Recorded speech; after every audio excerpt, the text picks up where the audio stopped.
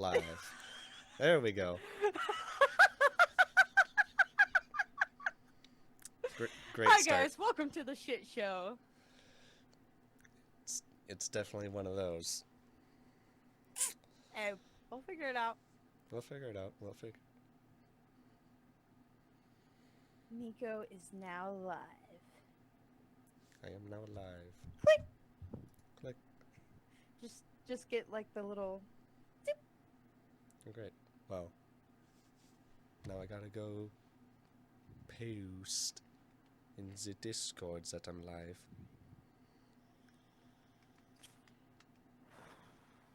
Alright. So, I think it's best off if we start off introducing ourselves. I'll let you go first. Add the blueberry, aka I am Miranda. Let's see. Was a trucker for about 5 years. Before that, I was a stay-at-home mom. Now I'm full-time artist and running this podcast with the pine cone, aka Nico, the one and only bruh. The one and only Nicole Bolas 365. Also, if anyone wants to call me Dylan, you're fine to go ahead and do that. I'm a full-time metal worker that sometimes does content creation and talks to this nerd, which is how this got started. Yeah, this is my favorite nerd. You? No, you. I pointed to you. Me? Oh. Which way are you? Well, for me, it depends upon which screen I'm looking at. If I'm looking at the screen right in front of me, you're that way. But if I look to the screen on my left, you're that way. Yeah, and if I look at my screen, you're right there. I'm above you. Yeah. I shall worship you now. Worship me. For I am the dragon god. I am not strong enough for this potion! And that's where it all started. It really did. It really did. So. Because, was it that started our first conversation, or was it? Yeah, it was. So basically, me and you had kept popping into Arky's live, and we were in there at the same time, and periodically, we'd say something back and forth. But what really started our conversation was we watched this video. It's called The Strongest Potion. And I was rolling so hard at this, and me and Nico ended up bouncing back and forth off of each other, creating like the ideal like D&D session with this, to the point we had to take it off of Arky stream and put it in private messages because we were just flooding the comments with how fast our ideas were rolling. And then a couple days later, I was like, hey, I'm fucking bored. Call me. Because I was still truck driving at the time. Yep. And after that was pretty much history. We just became really good friends, and Mostly just talking about nerd stuffs. that's all we talk about. I think before the call we started talking about D&D and stuff like that. And then it was like, hey, call me so we can talk about D&D. And then we just ended up sitting in a Discord call for like 6 hours talking about D&D and life. Yeah, and then it just became like almost there for a while. It became almost an every single night thing. And then after that, pretty much where we're sitting now. Yeah, something like that. I don't know. So yeah, it was D&D and nerd shit, and then what was the other thing? Oh, it was music. Music was the other thing that we started talking about, because I think... Yeah, because both you and I started talking about Motionless in White, because it's like, oh, I literally just went and saw them live, because they were on tour with Black Veil Brides and Ice 9 Kills, which is where I got this shirt Yeah, from. and then I was telling you about my buddy hauling the stage material for Amity Affliction. And you were so jealous of it. You were so upset. I was just equally as upset. He invited me Right? to go up there. But I was like, bro, mama gotta make monies. Mama gotta make monies. Oh, that's another cool thing that I actually learned about recently is one of my old buddies from when I first started using Twitch. Hmm. One of the buddies that I first met through one of the first Twitch chats that I was in. I recently heard that he became a busser for a bunch of bands. Like he'll drive them across the country and shit. Bro, let's go. Yeah, and it's just like I haven't heard from that guy in 2 years, and my buddy Austin was like, "Yeah, apparently he's out there bussing. Well, He's not, that's why you ain't heard from him. I guess, because he had That moved away that's from all of his friends to go do other things, try and get a restart on life. So he was doing a bunch of, I don't remember what it was he was doing. I think he was working for like UPS or something like that. yeah. But somehow made his way to bussing. I think that was the coolest gig I ever had was hauling the load for Rammstein.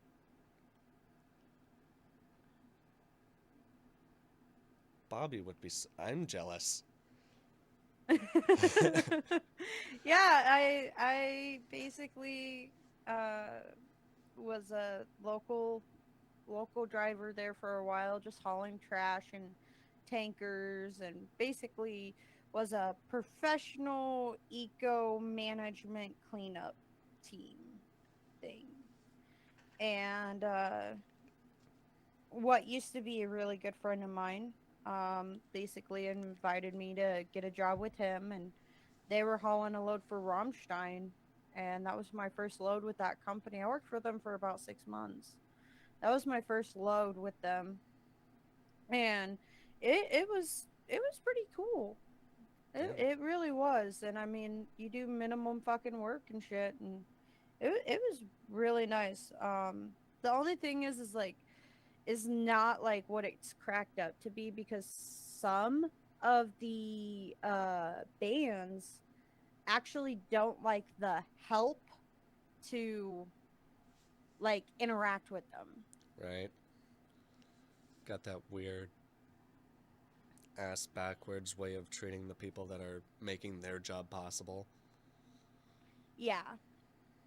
Which I mean, they're really fucking cool, and you know, you just can't like fangirl. You can't really talk to them. Just like if they talk to you, then of course talk to them. But unless they talk to you, just mind your business. They don't want you But initiating. uh-uh. But the opening to Rammstein, I was standing pretty much almost next to the stage, like as close can be. And the pyros went off, and it literally went above everybody's head like 2 foot. And it scared the piss out of everyone. You just saw the whole crowd just whoop. I bet they're wild. Rammstein's wild with their pyrotechnics. Oh yeah, dude, you could feel the heat off of the fire guns that he was using, and he kept just getting bigger and bigger and bigger guns. Mm-hmm. It was funnier than shit. Yeah. But Like no, I think that that's probably the coolest gig I've ever had. I haven't had any jobs like that. For the most part, it's just been I'm working fast food, working retail, and now I work in a metal shop, which that's nice. Well, I mean, listen, man, not every job's gonna be fucking awesome by no means, and you've gotten to see a lot of badass bands because of what you do for work has you off on the weekends. Mm-hmm. Off on the weekends And and just because of how far we usually are ahead, because of how good of a worker I am. They're just like, yeah, you're fine taking the day off. You know, we say give us 10 days, but if you, I know it's 5 days from now, but fine, yeah, you can take the day off. Because that's what I Yeah, did see? when I went to go see Brand of Sacrifice and we came as Romans. That's what I did. It was literally just, I walked up to my boss and I'm like, hey, can I not work on this day? And he's like, yeah, sure, that's fine. And I'm like, okay, cool. He's like, but of course, you know, there's always like, so what are you doing? I'm like, oh, it's a concert. He's like, oh, who are you gonna go see? No one you would know. Talking to this 60-year-old man as if he's gonna know who the hell Brand of Sacrifice is. Bro, you'd be freaking surprised. There was like 3 or 4. So there's this new band called Ginger. And they're like a up and coming band. They're not like real big, but they got some potential. It's like Lacuna Coil mixed with a little bit of the agonist type sound going on. I know of And Ginger. I hadn't really. I know of Lacuna Coil. I didn't know the third band that you mentioned. do what? Like, I've heard of Lacuna Coil and Ginger before, and heard of the third band that you mentioned. Oh, the agonist. Oh, Yeah. she's a she was a heavy metal. It was a heavy metal band. Um, a lot like Nightwish. Nightwish and Epica. That's the band I was thinking of. They're a lot like them too, but basically, these 4 like 80-year-old people were screaming for Ginger to have their attention, and they were singing note for fucking note, and I'm like, bro, I never heard of Ginger until today. I mean, they sound solid. I personally think she sounds better without all the auto tuning because you can feel the emotion. I feel like the amount of auto tune that they put on her, you lose that level of pew pew pew pew. Technical term. Insert it here. Insert here. Insert thing that makes her look Um, smart here. yes. But it loses that feel, and you can feel it so much more in person. Um, but these 4 80-year-old people were just like, oh my god, I'm over here like I'm the young person and I don't even know this band. These old people are more hip than me. Unfortunate. So don't be judging our old people, okay? He might know them. Now you're like, I need to go ask him when I go to work again. Yep. Tomorrow I'm just being like, hey, Troy, you know who Brand of Sacrifice is? You message me tomorrow. I fucking told you he didn't know them. He just looks at me like, the fuck are you talking about? Makes him actually stand up straight for once, so he's looming over me. Just like, the fuck are you talking? I swear to God, this guy would be a solid 4 inches taller than me, if he actually stood up straight. Oh God. He's a tall person. He's tall. Cause you're what, 6 foot, 6'1"? About 6 foot, yeah. He's a fucking tall person. He's like what, 6'4" then? So yeah. Be looking like Slender Man.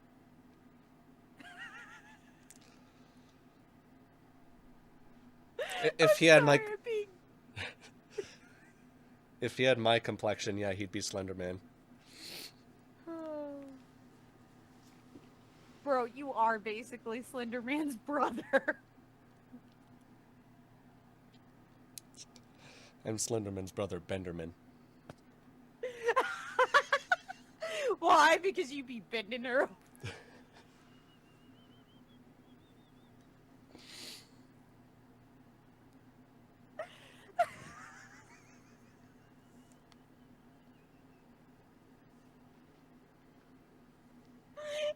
right there. It was right there.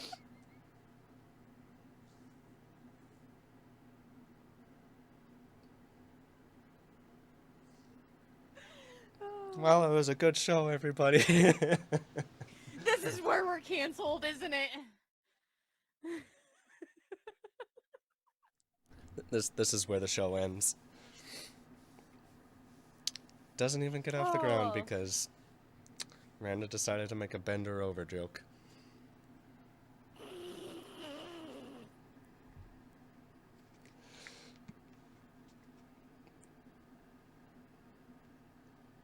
Is that why they call him Slenderman? Is because he can't?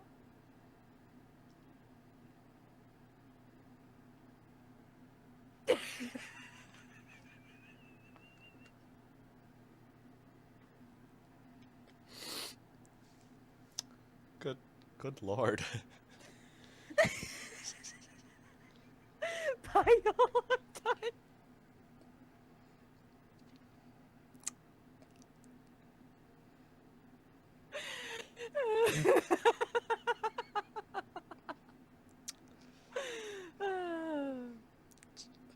Tell Randy to take the batteries out of you when he gets home. No, he'll probably put more batteries in it.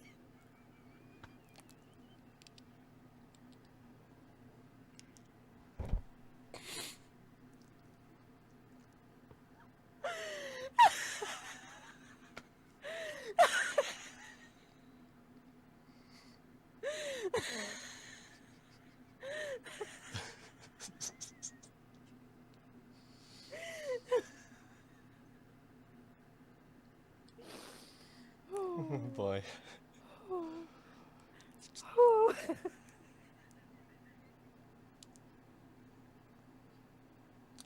Breathe.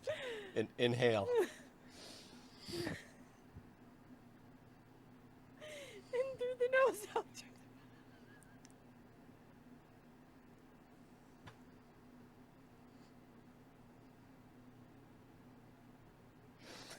the... I'm sorry.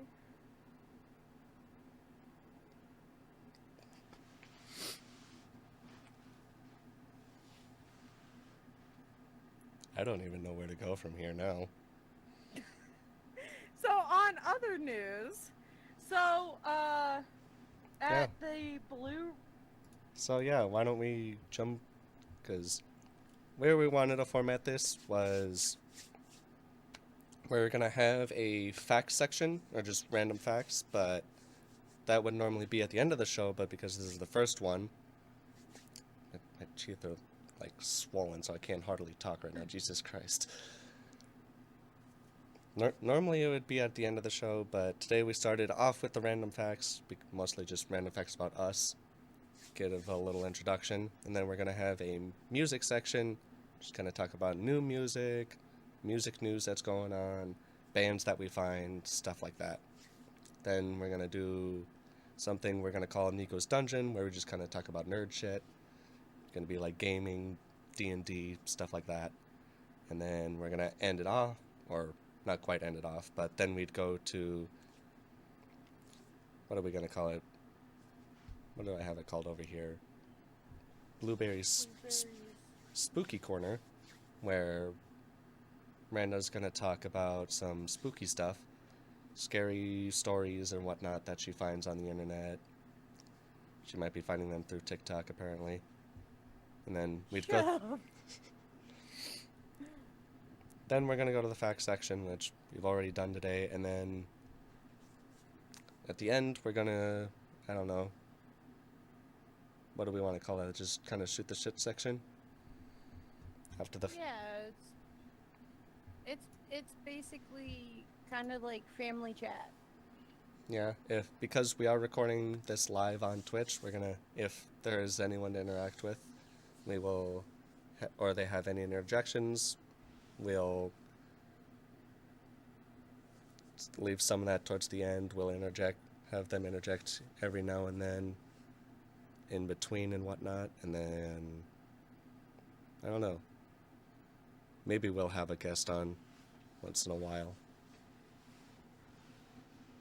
Yeah, and then about the only other thing I have to add in too is if you guys are watching this and you think that we need a little more of something or a little less of something, we are always open for critique. Yeah. Oh, which reminds me, I was supposed to do that before I hit live. I got all my notifications on, so like, if someone were to raid us or we get a follow or something, there's going to be a loud noise. I gotta turn that off. Yeah, I probably should do that since we're recording this. Yep. I just gotta remember how to do that. But anyways, musical news. You had some things pulled up that you had read up on. I pretty much made them in format of footnotes, so it's pretty much what's going on. The first one is the Blue Ridge Rock Festival I believe it's in Florida. Basically there was a major storm that came through. I believe it was the hurricane. From what I was reading, it just lightly suggested it, but it didn't really like concrete it for me. But there was a major storm that came through, but that wasn't the only disaster.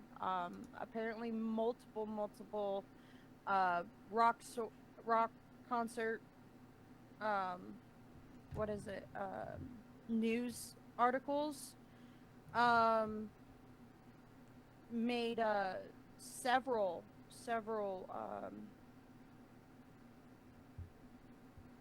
I'm losing my words tonight. Happens to the best of us.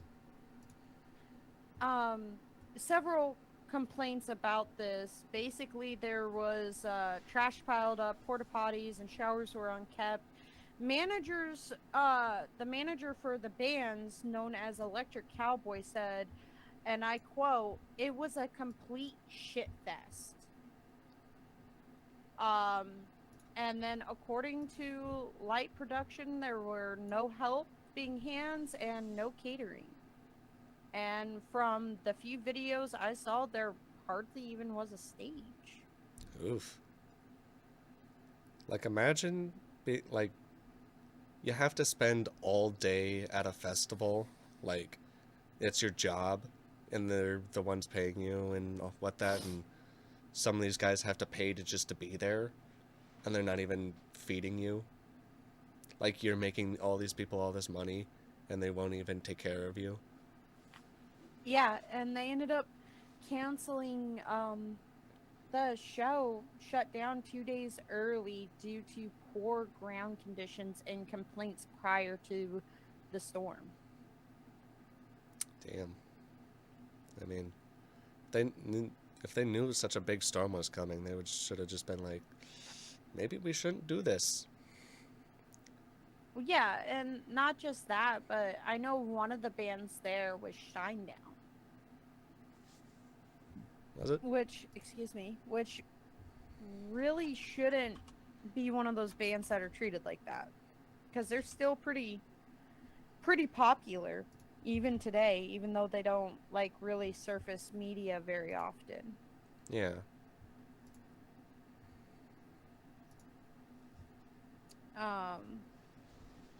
And not just that, but imagine spending all of that money to be at a show. And here you are, like, in a pigsty, like, bro. Yeah. Beartooth was going to be there, too. The same night that Shinedown was playing. Mm-hmm. Like, you said that they canceled 2 days early? Yeah, they canceled 2 days early due to poor ground conditions and complaints prior to the storm. Like, they canceled after the storm because of the conditions after the storm, but So the cherry on top was the complaints. So they made Five Finger Death Punch, Slipknot, Danzig, what is that? Stained. Mm-hmm. Made them play through all that, and they're just like, Shinedown, Pantera, Papa Roach, Beartooth, Lamb of God. Of course, Corey Taylor had to play by himself. Well, yeah, he's a star. He, the star. He's a star, baby. He's the star. I wonder what Corey Taylor thinks about it. I don't know. I didn't see anything about any of the other bands, but of course, I did not superly research into it. It's a bit of I a just thought our music peoples should know not to go to that show. yeah. That the showrunners don't seem to be the most capable hands. I don't know. Mm-mm.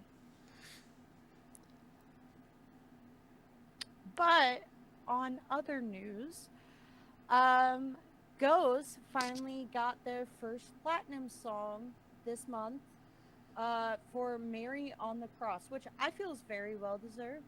I'm just gonna say that. I feel like that is very, very well deserved. Yeah, It was, I definitely do think that they deserved a song to go platinum. Am I disappointed? It's not one of the ones I would have preferred, but you know, it's not my choice that the song that got big on TikTok is the one that goes platinum. yeah, yeah.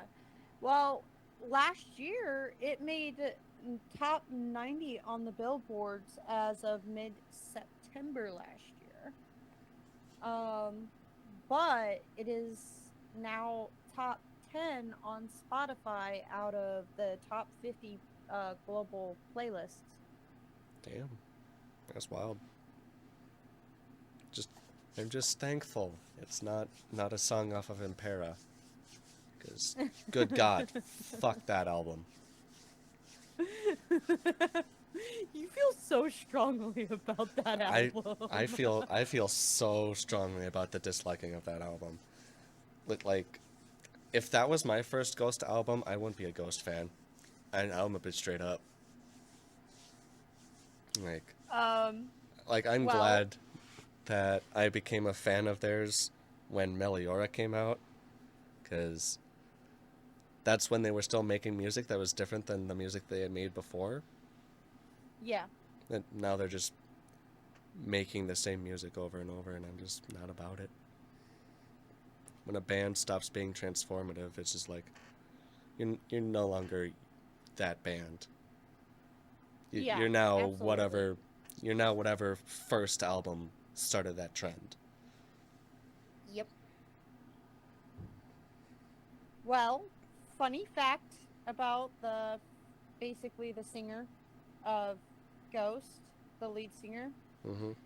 He did not even know how to operate TikTok until a month prior to the release of the song.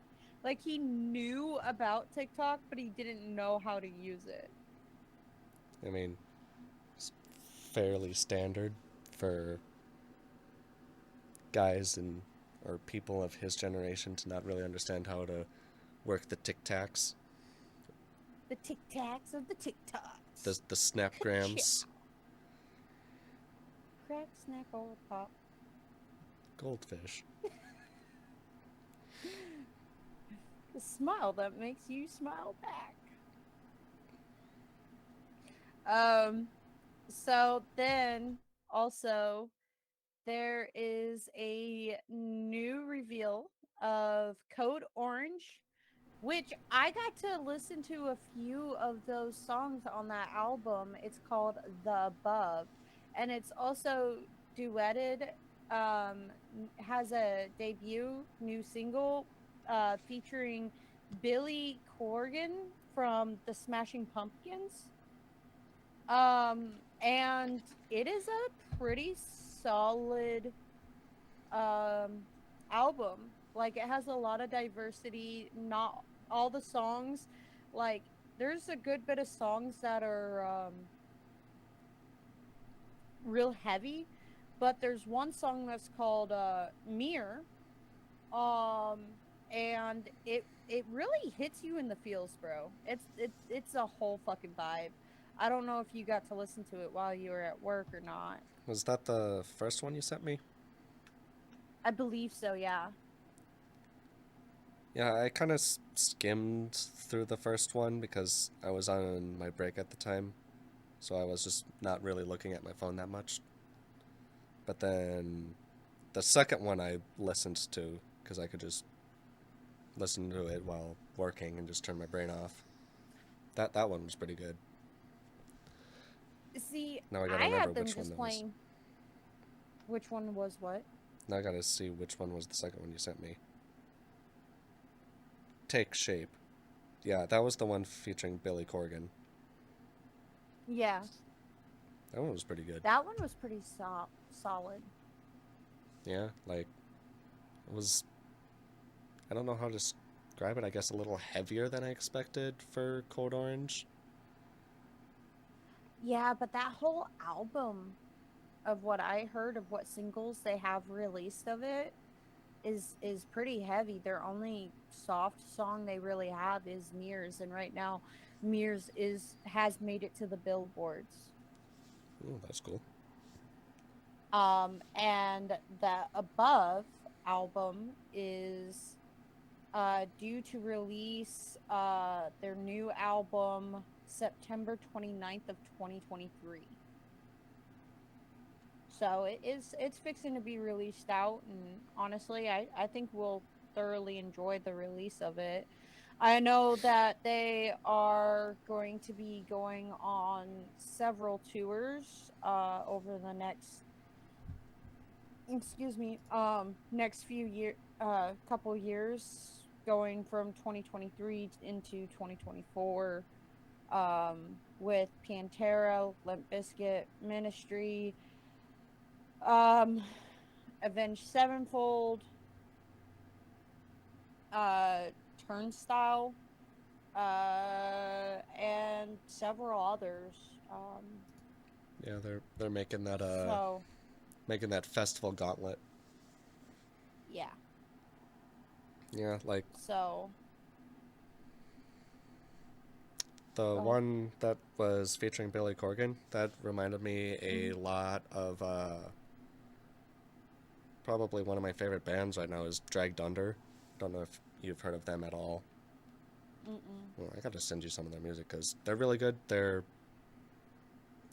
For the longest time I had a really hard time trying to describe them because in all reality they're a punk band, but they do Mm-hmm. splash into metalcore. They'll do a couple pop punk songs here or there, but for the most part it's just they're a bunch of punks. Like they not in the sense that they're a bunch of guys that you're like, oh, that guy's an asshole, that guy's a punk. No, it's they're very anti-authoritative type of punks. Like the musical genre of a punk is always based in being anti-authority, and that's just those guys to a T. And they recently released a new single called Mad Punks, which honestly in my mind is the best punk song I've heard. Granted, I don't listen to much punk on my own. Nice. I don't really have much to add to this because I don't really know what band you're talking about. Mm, that's understandable. I didn't really have much to add to the Code Orange, so kind of understandable that we can have these somewhat one-sided conversations. Like, Well, with Code Orange, I've never even heard of them until I came across them on the article, and I was like, Code Orange. oh, I know um, Agent Orange, which a lot of people know Agent Orange, and that's what kind of caught my eye. I was like, is this I a wonder play if on they're. that?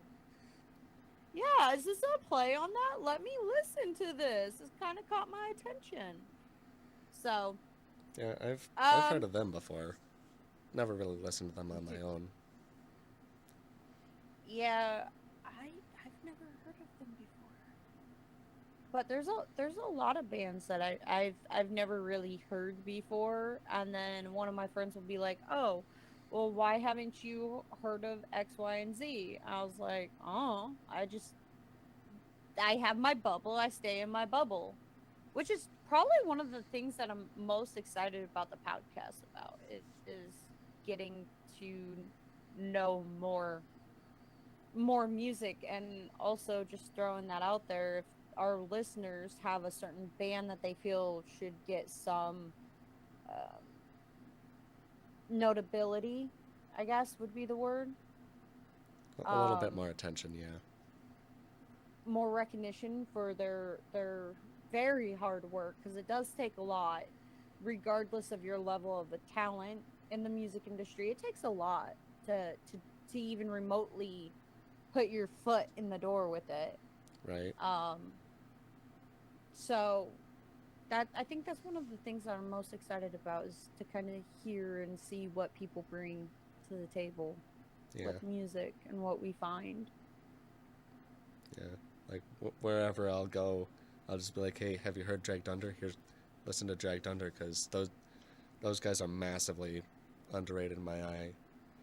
They need to get more listens because they put on one hell of a live show, and it's so sad that the two times that I've seen them, that they've either been the opening band or the second band to play, so they only get 5 or 6 songs to play, which when they've got 2 full-length albums out that are just end to end very good, not a single bad Hell song yeah, on them. man. They, yeah, they definitely deserve more. Oh, I feel like there's a lot of bands out there that deserve more but don't get enough recognition. I mean, yeah, that same thing with Brand of Sacrifice. I'm really happy that they're getting a lot of more notoriety in the deathcore community, because That does make me happy. those guys all, yeah, they kick ass. Hmm. And who are they touring with later this year? Oh, August Burns Red, that's who it was. Excited to go to that show, because I think Spite's also playing with them. Nice. So that's another one I really want to look forward to. When are you supposed to be up there? I think it's December 4th that they're going to be in Minnesota. Oh yeah, that's right. You were telling me about it. Because that's the only band of lineup this year that you're really looking forward to seeing this year. Well, in the future, yeah. Like when I went to go see Bless the Fall and Dragged Under, that was another one that as soon as it was announced, I bought my ticket for it. Look at you being a nerd. As soon as I heard it, I was there, bro. I was there, front line. I was there. I was ready. I was prepared. I'm ready.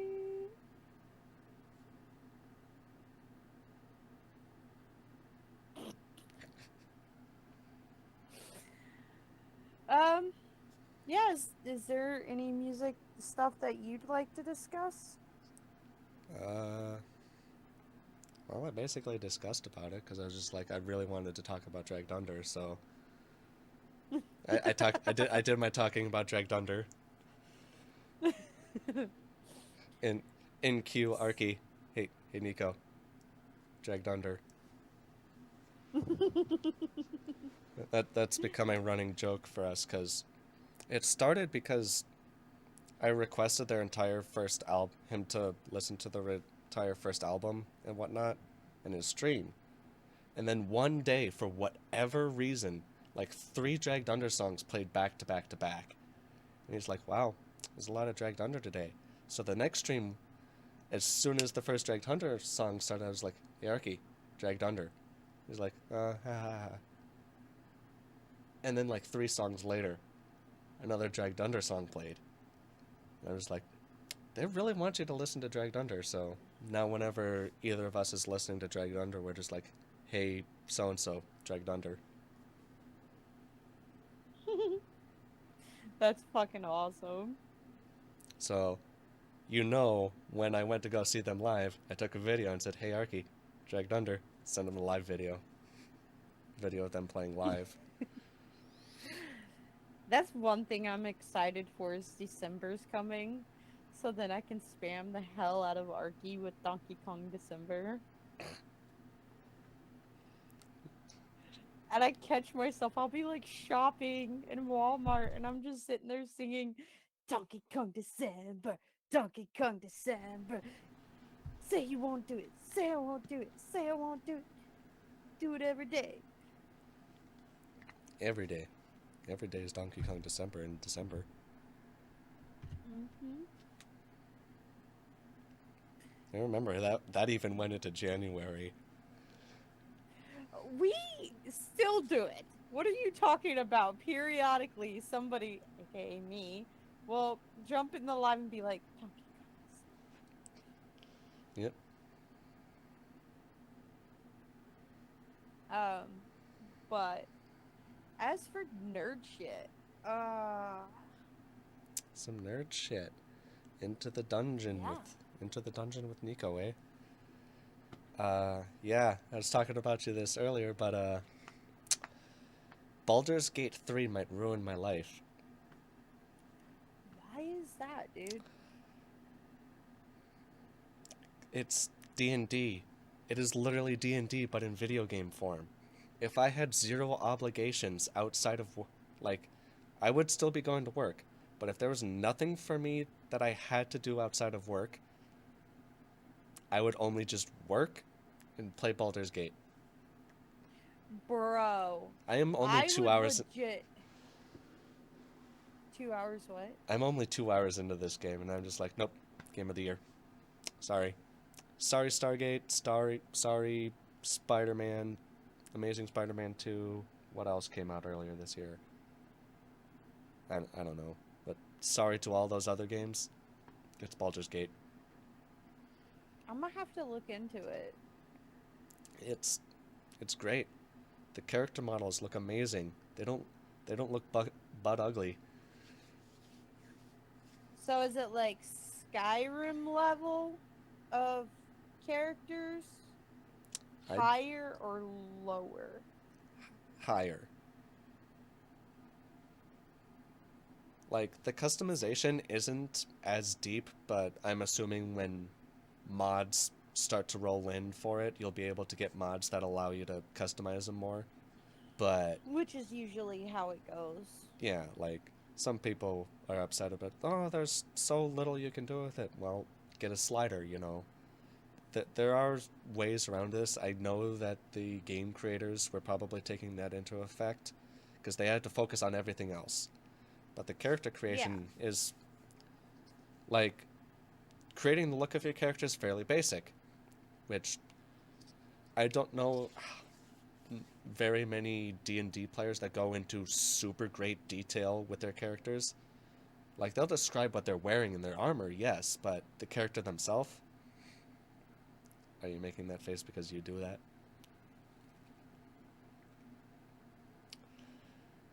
Okay, one of I'm that many. player. You're one of the I few. will I will legit come up to you. You tell me about, hey, we're having this type of D&D session. I need you to make a character. I will have a background. I will have my entire backpack. I will have all of my gold. I will have fucking great depths of my character, and I'll have a drawing all ready for you the first session. Goddamn. I am that D&D player. You are one of the few that I know. Like most of the players I play with, like, yeah, I'm a dragonborn. What kind of dragon are you born to? Copper. So you're copper. Do you have any horns? Yeah. How many? Two. Do they curl at all? Sure. No, bro, this is me. This is me. It'll be. Oh, you're a pixie. Okay, I have purple wings, long blonde hair with violet eyes. I also wear purple lipstick, and I have a light blush on my cheeks. and I have a perfectly fitting leather armor outfit, but not done in like, like what's the word? It's not I'm more gratuitous. I'm more sexualized. I'm more sexualized. With the cutesy leather outfit, and I have a necklace of pine cones.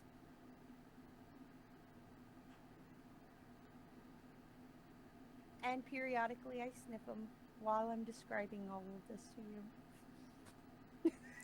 Why didn't you bring that into your room? I got the log. You See, you I got got the log. you got the average sized log. This is my pet log. It smells like my pine cones.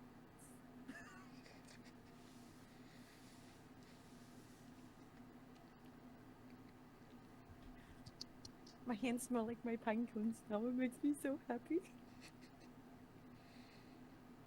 Oh, and also, do not kill my fucking character, because you know that one D&D player that will lose their fucking shit when you kill their D&D character? That is me. I am the one that is crying as you were telling me my character is dying.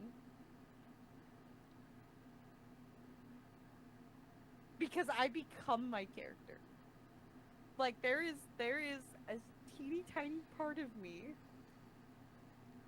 that becomes my character.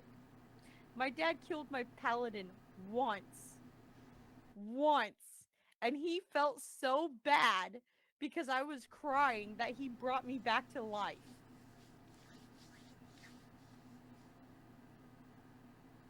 Cuz I wasn't just like, no, it got close and I was doing that. Okay? When we were close to me dying, I was, but when he's like, and he cuts off your head, I was like, I got up from the table and I went into the bathroom and you could hear me just belching crying. Oh And Lord. I come back out. I come back out. Well, you got to understand, this was my character for like 4 years. So there was like dedication Right. to this character. This At this wasn't point, like this character was you. yes. Yes, cuz every weekend for 4 years I was this character for 12 plus hours. And now you're telling me my character's dead? Man, I have a map of her hometown. I have a freaking drawing of what she looks like in each outfit that she owns. Like, That's dedication right there. dude. Well, my dad growing up, my dad required it because he wanted you to become your character. Because when you do all of that and you become that dedicated to your character, then you're more willing to act as your character and not just mindlessly play. And that's what a lot of these newer players lack, is the uh attachment to their character, in my opinion. That's just my opinion. Because I feel like you'll make a better story and play your character to the truest form when you're attached to it. Yeah. When you become your player, you don't just run into things and whatnot. No. Or, yeah. You get to learn more about each other and whatnot.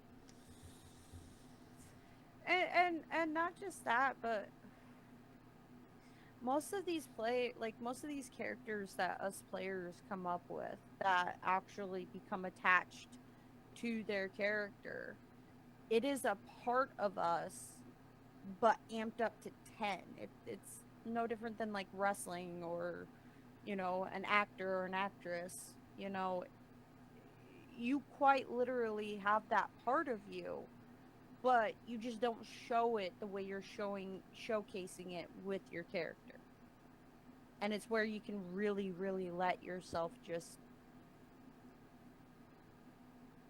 be who you wanted to be. Because I've always wanted to be a pinecone sniffing pixie. Yeah. We're gonna have to work that in to one of these campaigns that we do, or the Yes. campaign that we do. Which Yes. I definitely want that to become a thing where every once in a while, maybe every couple weeks, maybe once a month, I don't know, we do a session where instead of doing the podcast, we do a session of D&D. Which I fully agree with. But I've already told you the stipulation of this pixie happening is you cannot do me one time and then put the fucking pixie up. Like, no, bro, you gotta have like It's the whole got to be a hand fixings. campaign. Yeah. Yeah, it's gotta have the whole fixings. Like, we can do it once every 2 weeks or once a month. I don't care, but it's gotta have a storyline. Yeah. Because the amount of dedication I would end up putting into this, and the fact that the pixies literally my bubbly side amped up with my obsessive compulsion amped up, I would literally feel like you were denying like a part of me. Let's try not to do that.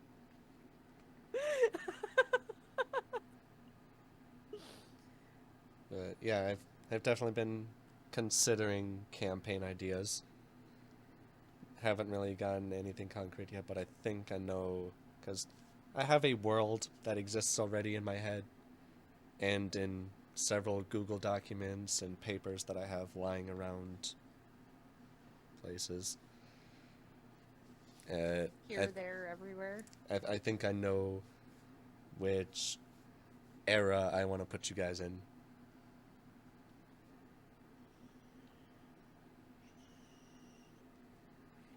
So, anyways, Baldur's Gate.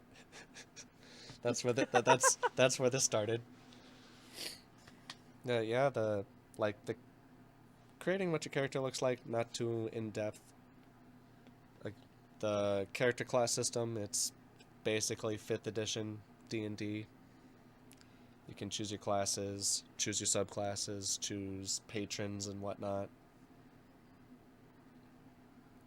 And it's pretty cool. You can choose you can choose backgrounds which affect some of your starting. I think it's doesn't I don't remember what the background really affected.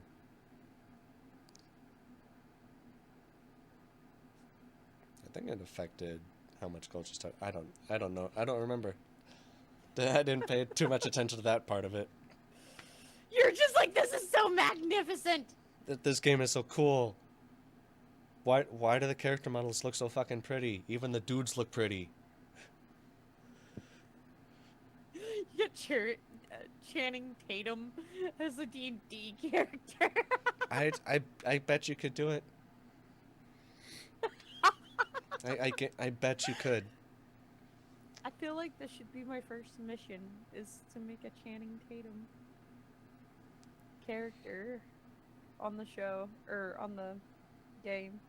Yeah. I'm just... No, I'm gonna keep that joke to myself.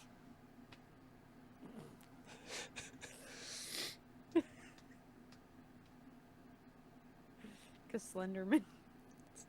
Slender.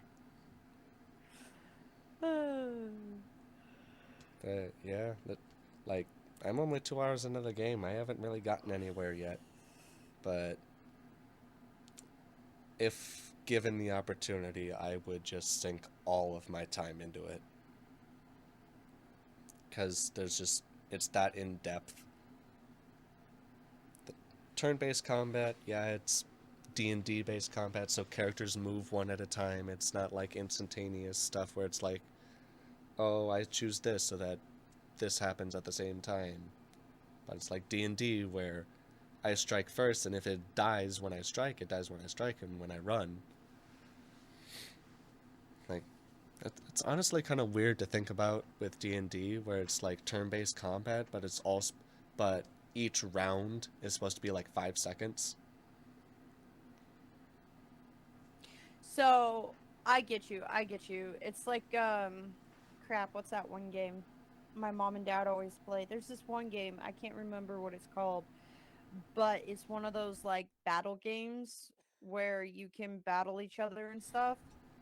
And each round's supposed to, like you said, represent like 5 seconds, but you got to go through and click like what you're wanting to do, select it instead of like a button combination like Assassin's Creed or Devil May Cry, etc., etc. Yeah. So that's how D&D would work, but with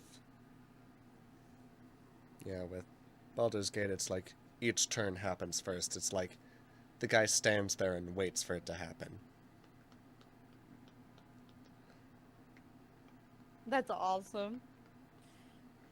He's Just just take like, the sword across the chest, brah. okay, it's your turn. I guess I'll stand here. Oh, that guy's casting a fireball at me. Bye. I wonder if you gave it a sock if it actually moved freely. What? Where did... like off of Harry Potter. Dobby is free. Where is this thought coming from? What are you referring to?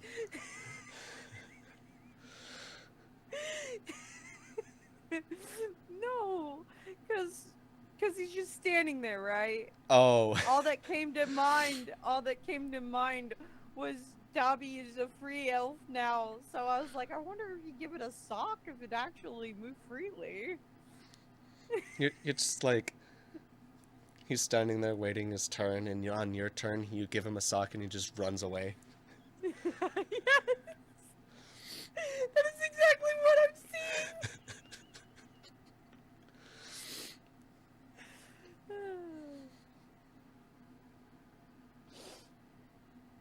But yeah, no. That sounds like a pretty decent game, honestly. Yeah, it's fun. It's also got, I don't know what you'd call it, an influence system where it's kind of like Fallout. It'll give you a pop-up in the top left corner of the screen being like, this character liked that. This character didn't like that, though.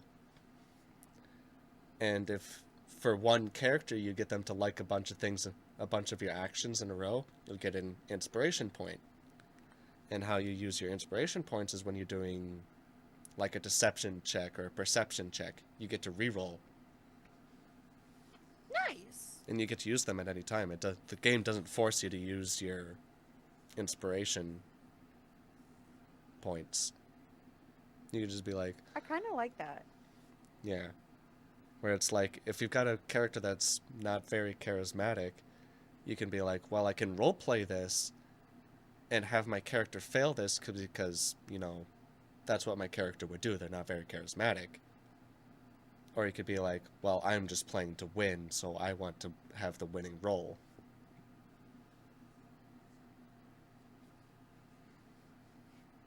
Like, there is some roleplay to it. You can add that roleplay aspect to it. Just have whole, like, dialogue by yourself. Do I want this to be in character? Well, they're not very charismatic, so I'm just gonna take the losing role. Yeah. What did you roll, though? A 1? I'm just gonna take my L, and I'm gonna cherish it. My one true L. Not love. Duh, it's lose. My first love is the L. Now that sounds like you're talking about the subway in frickin' Chicago. Because it's called the L. Take the L train. Yeah. L train to the lose town. Because Chicago Bears suck. Facts. here I was thinking we were going to talk sports. I was literally talking to Zeltzer earlier today, being like, yeah, we're going to be talking about things that we nerd out over, but not sports, because I'm the only sports nerd that I know. Here we are, talking about how the Bears fucking suck. Oh, I stopped paying attention to sports, but I do know my sports, if that makes sense. Gotcha. So I'm not like up to date. But I know how they work. And let's be honest, the Bears, the last decent was when they were in the Super Bowl whenever I was like 9. Yep. And they still got their ass whooped, if I remember correctly. Yeah, I think they lost, yeah, it was pretty bad. I think the only points that they scored in that game was on the opening play when Devin Hester took it to the house.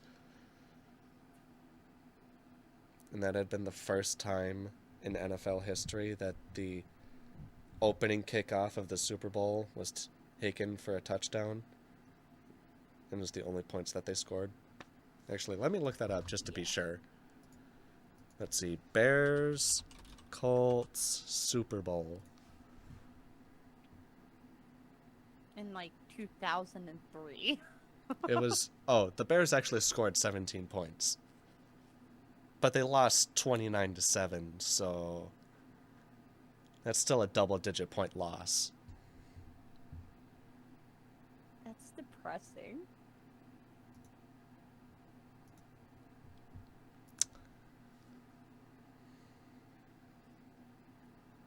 Anyways. I would take all the shots that I can at Bears fans, but I'm a Vikings fan, so it's like, what do we got? We got nothing.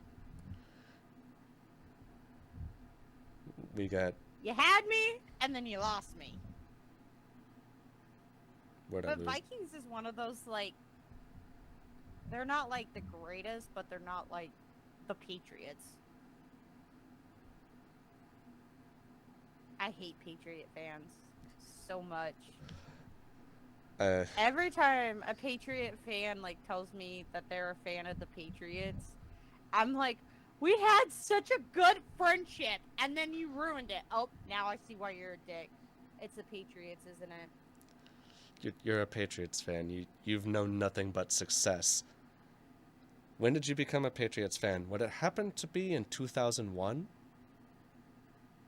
Just ask any Patriots fan when they became a fan. Was it sometime between 2001 and 2018? Because if... See, me... Go ahead. Because if what? Because that was when they went to 10 Super Bowls and won 7 of them. No, they won 6 of them. No, they went to 9. Yeah, they went to 9, they won 6 of them. They were 6-3 in a 20-year span in the Super Bowl. Jesus. Shows how much I pay attention. I was just talking about the personalities. Oh, yeah. Yeah, they've only known winning in the past, up until the past 3 years. See, me personally, I'm Green Bay and Saints. Yep, sorry folks, I can't do the show no more. I'm more Saints than Green Bay, but I have a very still can't do the for my cheeseheads. I love my cheeseheads. You so love much. You love... They are the happiest losers, okay? You can't help but love them. I don't think I have met a bigger sore loser than a Packers fan, because all they will ever... That's not true. Well, for the most part it's true. Like, I don't think I haven't personally met a Packers fan that any argument you give them, they won't respond to with, yeah, but we've got 4 Super Bowl rings. It's like, okay. The last one was 11, 12 years, 13 years ago. I haven't done much since then. Yeah, but if you're ever in Green Bay when they lose, like literally they're still happy. There's no rage out, there's no anger, there's no this or that. It's just like, It's oh man, that sucked. Let's get a beer. well, yeah, they're so happy all the time because they're always fucking drunk, and Yes. they're the exact opposite of Eagles fans or anyone that lives in the state of Pennsylvania, because that's the Steelers and the Philadelphia Eagles. Those two fan bases drink a lot, and when their team loses, it's They they get are so aggressive. they do not lose with grace. No, they don't. And Philadelphia Eagles fans, they don't win with grace either. When they won that Super Bowl, they literally rioted and burnt Philadelphia to the ground. Well, not quite, but they're wild. You want to know why we don't ever win Super Bowls, you guys? Remember that one time you won and then you burnt your own town to the ground? Yeah, this is why we never pass the football to you now. Ever. Just go home. It's okay. Go home. But what I find funny is when the Eagles won their Super Bowl, it was in Minnesota, and the mayor of Minneapolis had the lamp posts, the first 6 feet of lamp posts, greased up so that Philadelphia Eagles fans couldn't climb them after they won.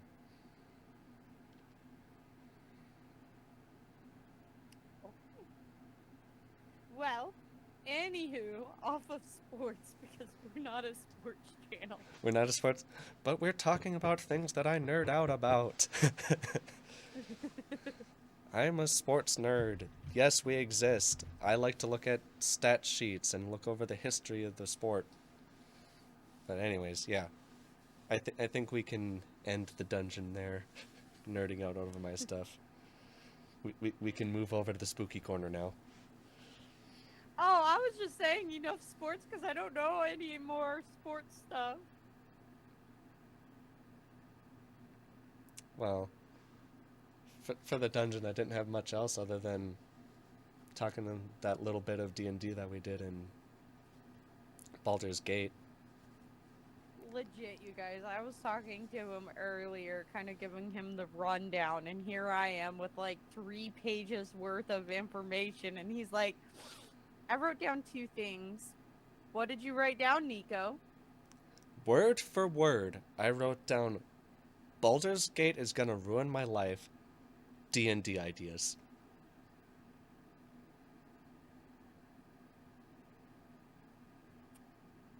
This is why we're friends. Because I've noticed, like, you'll go, like, high research or high information on something, and I'll do, like, very minimal, and then we flip it. Yep. When you decide to go low energy on something, I'm like, high energy. Let's go. Let's go. Gotta pick up the slack. What are we saying? I'm always high energy. I mean, even when you don't know what you're talking about, you're just like, yeah. Let's go. I don't know what I'm talking about, but we're talking about it. We're talking about it now. Sports. Yay, sports! Okay, I'm done with that. Okay, I'm done. You're sweaty. Go away.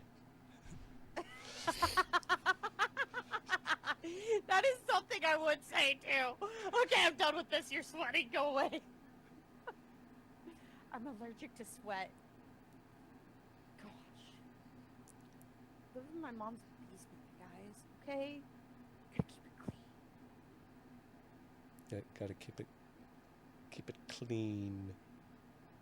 I say this, and I'm the one that actually sleeps in a bedroom. And I'm the one that sleeps in the basement. I would say at least it's my own basement, but I'm renting the place. Hey, but it's not your mom's. It's not my or mom's. Or your grandma's. Or my grandma's. It's All my that comes to mind is landlord's. Grandma's boy. What? All that Oh, comes to mind is Grandma's boy with making the pizza rolls. There's like a scene where he's like, Mom, make the pizza roll, or Grandma, make my pizza rolls for me and my friends. Mom, these are the wrong kind of pizza rolls. You'll have to sit and watch Grandma's boy. It's funny as shit. I'm gonna have to. I'm clearly missing out on something. It's great. uh, so, anyways, Blueberry Spooky Corner. Dun, dun, dun. Because Blueberry. So, alright, so the first one's going to be a murder thing. And then the second one is going to be a spooky place. And which all I'm going to say about that place before I get into this is it is located in South Carolina, and I was looking at the architecture of this bridge, and it is absolutely gorgeous.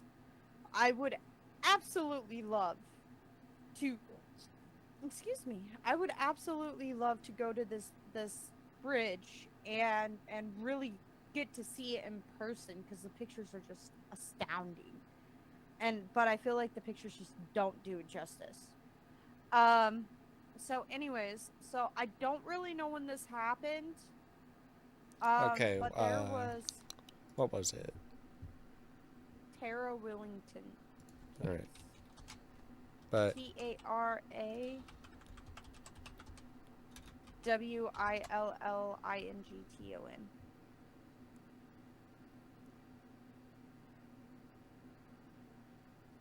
Tara Wellington.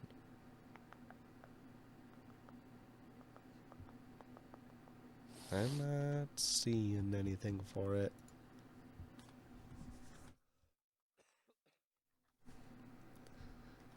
It would be in Clarksville, Indiana. But Clarks. Helps if I can spell. Come on, we can't talk about nerd shit if you can't spell, bro. But even before we actually start diving into it, just for future reference, there may be a bit of a trigger warning for some of the things that we talk about with the Creepy Corner, because obviously there's murders, but sometimes there's a little bit more attached to it. Yes. I will say those who are faint of heart or under the age of 18, etc., please leave now before we get into this this part of the segment. This is why we leave it for the last, is so those that are wanting to leave before they hear all this can leave.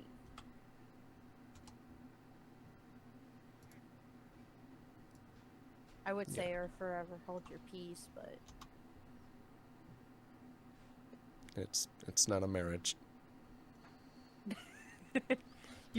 all of you are marrying me right now in this dark corner. This is the marriage like corner. Some occult thing. Sounds like a cult. You're marrying this cult. So we can all do dark, creepy things together.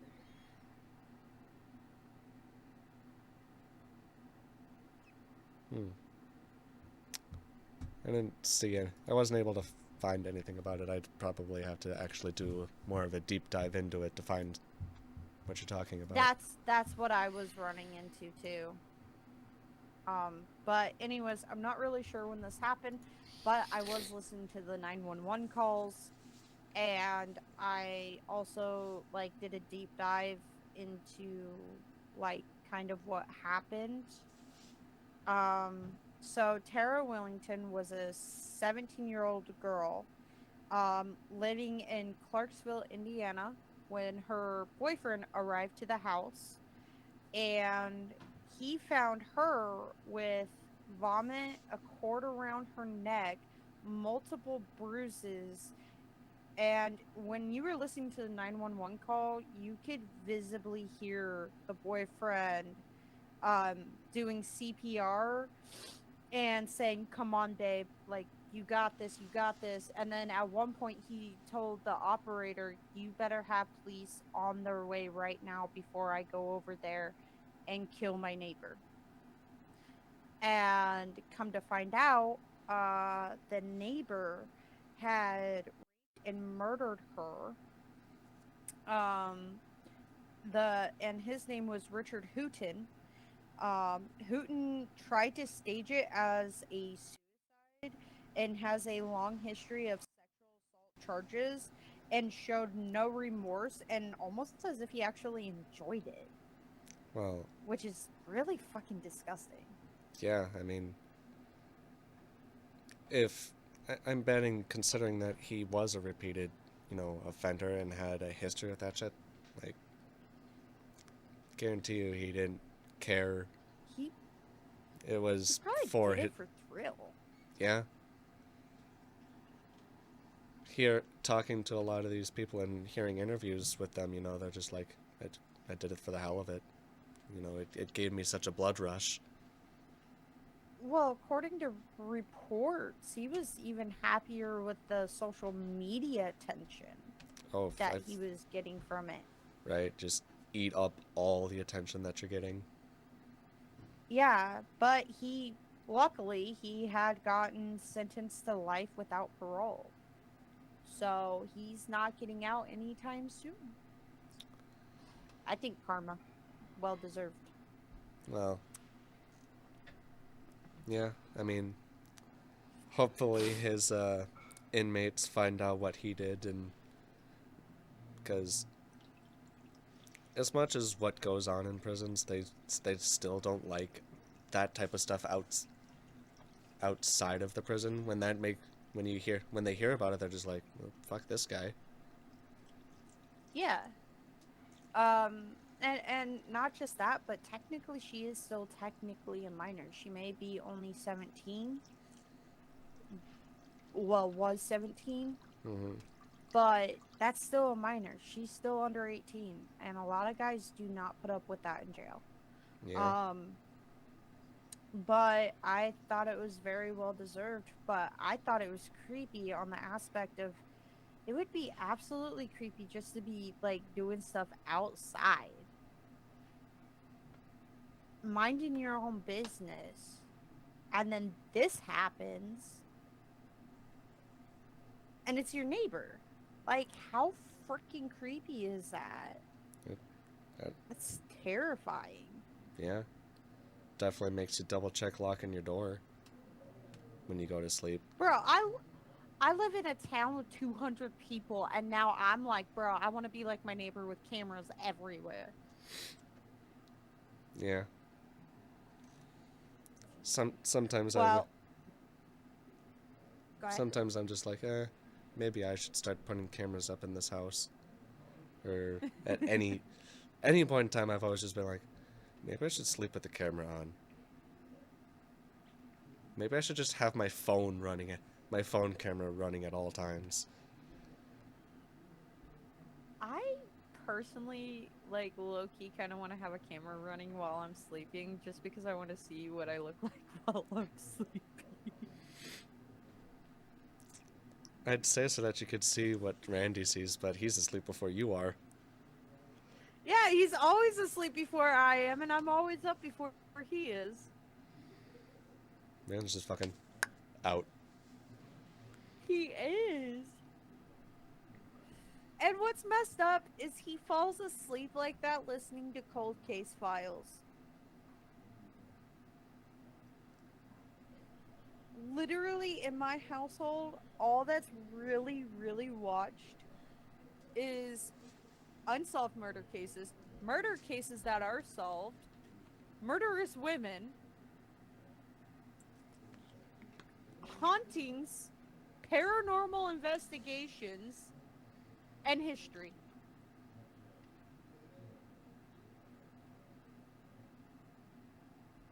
That's all that's watched here. Oh, and scary movies and anime and Disney Plus. Leave me alone. Don't judge.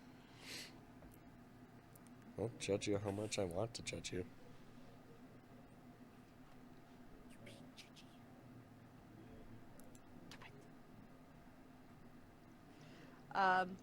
So, uh, let's see.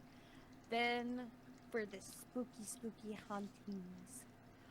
Just because I don't really like staying on murder cases for too long, just because it is so triggering. Yeah, it is a little Heavy. heavy, heavy in the gravy. So this next one is called the Poinsett Bridge. I really hope I'm saying this right, but it's the Poinsett Bridge. It is located at State Road from Charleston through Columbia to North Carolina. That was designed in 1817 and 1819 um, by Joel Poinsett. Constructed in 1820. The bridge was named in honor of Joel, and only one of three bridges that was built is still standing. While it is not in use, pedestrians can still walk across and admire the architecture. It is done in Gothic architecture, which is not very commonly found, especially anymore in America. Um, it ranks the 12th scariest place in America. One of the oldest architecture in South Carolina, with now I I will say most of this is hearsay because I could not find any solid actual facts of anything. Um but this is kind of like the folklore behind it. Mm-hmm.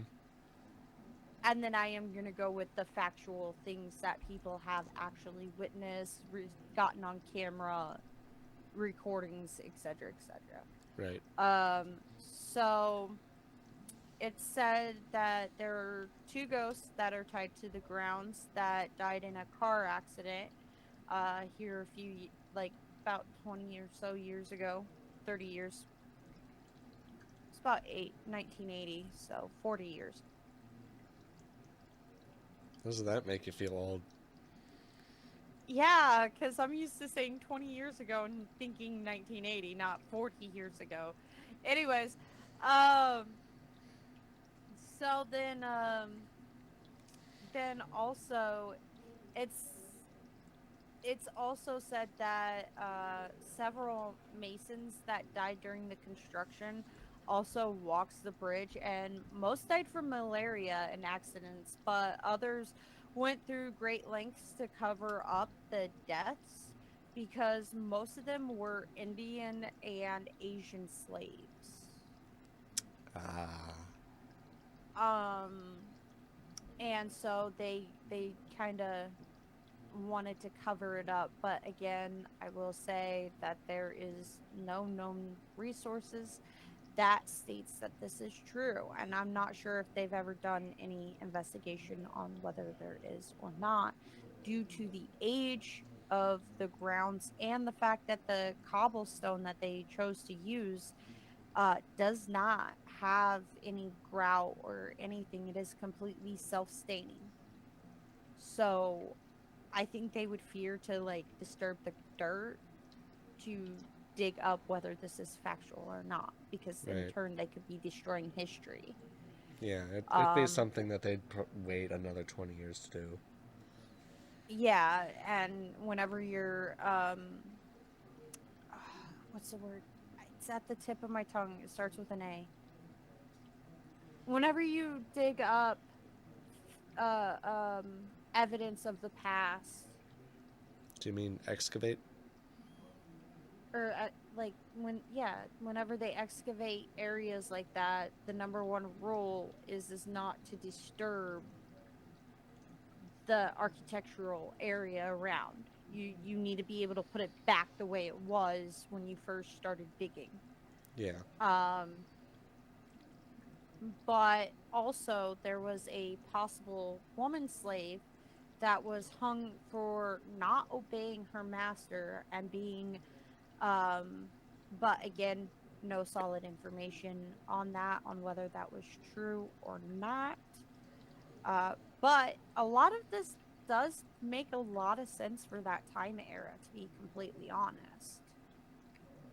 Yeah. um A lot of and stuff happened uh, like that where they just sweep it under the rug and it won't be found out for, you know, a couple hundred years centuries. later. Yeah. Because, I mean, hell, the college that I went to, it was 3 years ago that they finally decided maybe we should dig up underneath one of the school buildings to see if they were hiding bodies. Because the college that I went to used to be a boarding school Hmm. the for the Dakota and Lakota tribes. And lo and behold, they started digging underneath there, and yep, they found bodies. They found remains. Yeah, but the thing of it is I really hope they didn't like remove the bodies, because that comes with a lot of like, for those that are spiritual, it comes with a very big toll on the spiritual world. Yeah, I don't And actually which remember what they said they did with them. I just remember this hearing that they dug them up. I kind of want to dig into that though, Like, just to kind of see. just to see what they did. Yeah. Um but it's very well known, with anybody that's spiritual in our areas of expertise, that if you mess with Indian burials, or you know, especially Indian burials, um, they're not very forgiving spirits that come along with it. Yeah.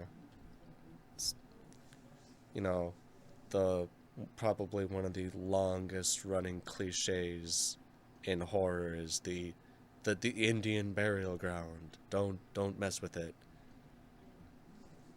Or this the school was built on an Indian burial ground or some shit like that. Yeah. Well, the thing of it is it was so common back then. It was so common to have those burial grounds, because um like the Lakota, they were nomadic. They followed the buffalo. Mm-hmm. And at random there was other tribes that were not so peaceful, and they would attack. And you can't carry dead bodies with you on the horses and stuff, because you risk making your people sick. Right. So you have to bury them where they're at, and not including whenever the um, newcomers of America that were slowly taking over it, which would be Europe.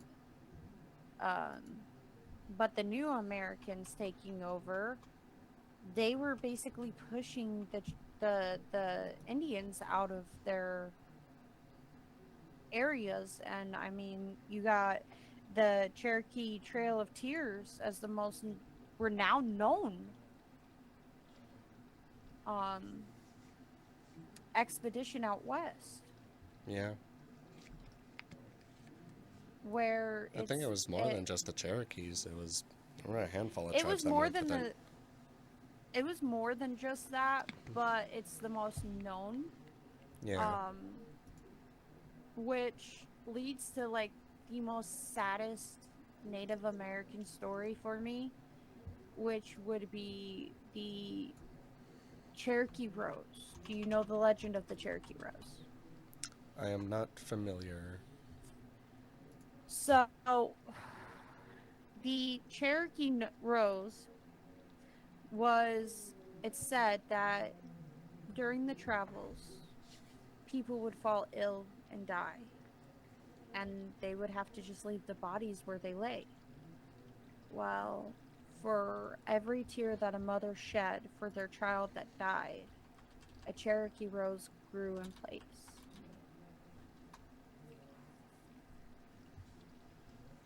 And I think that's one of the most powerful, saddest stories in folklore of the Cherokee, personally. But no, anyways, back on topic. Um the grounds was widely known for hunting grounds for the Cherokees, and it's also believed that it was also a burial ground for the Native Americans before they started to build the bridge. Um, which again, it's not unheard of, especially in this area. Right. Um, but as for experiences that people have experienced in the area, there have been people that have tried to start their cars when they were ready to leave on numerous accounts, and their car would not start.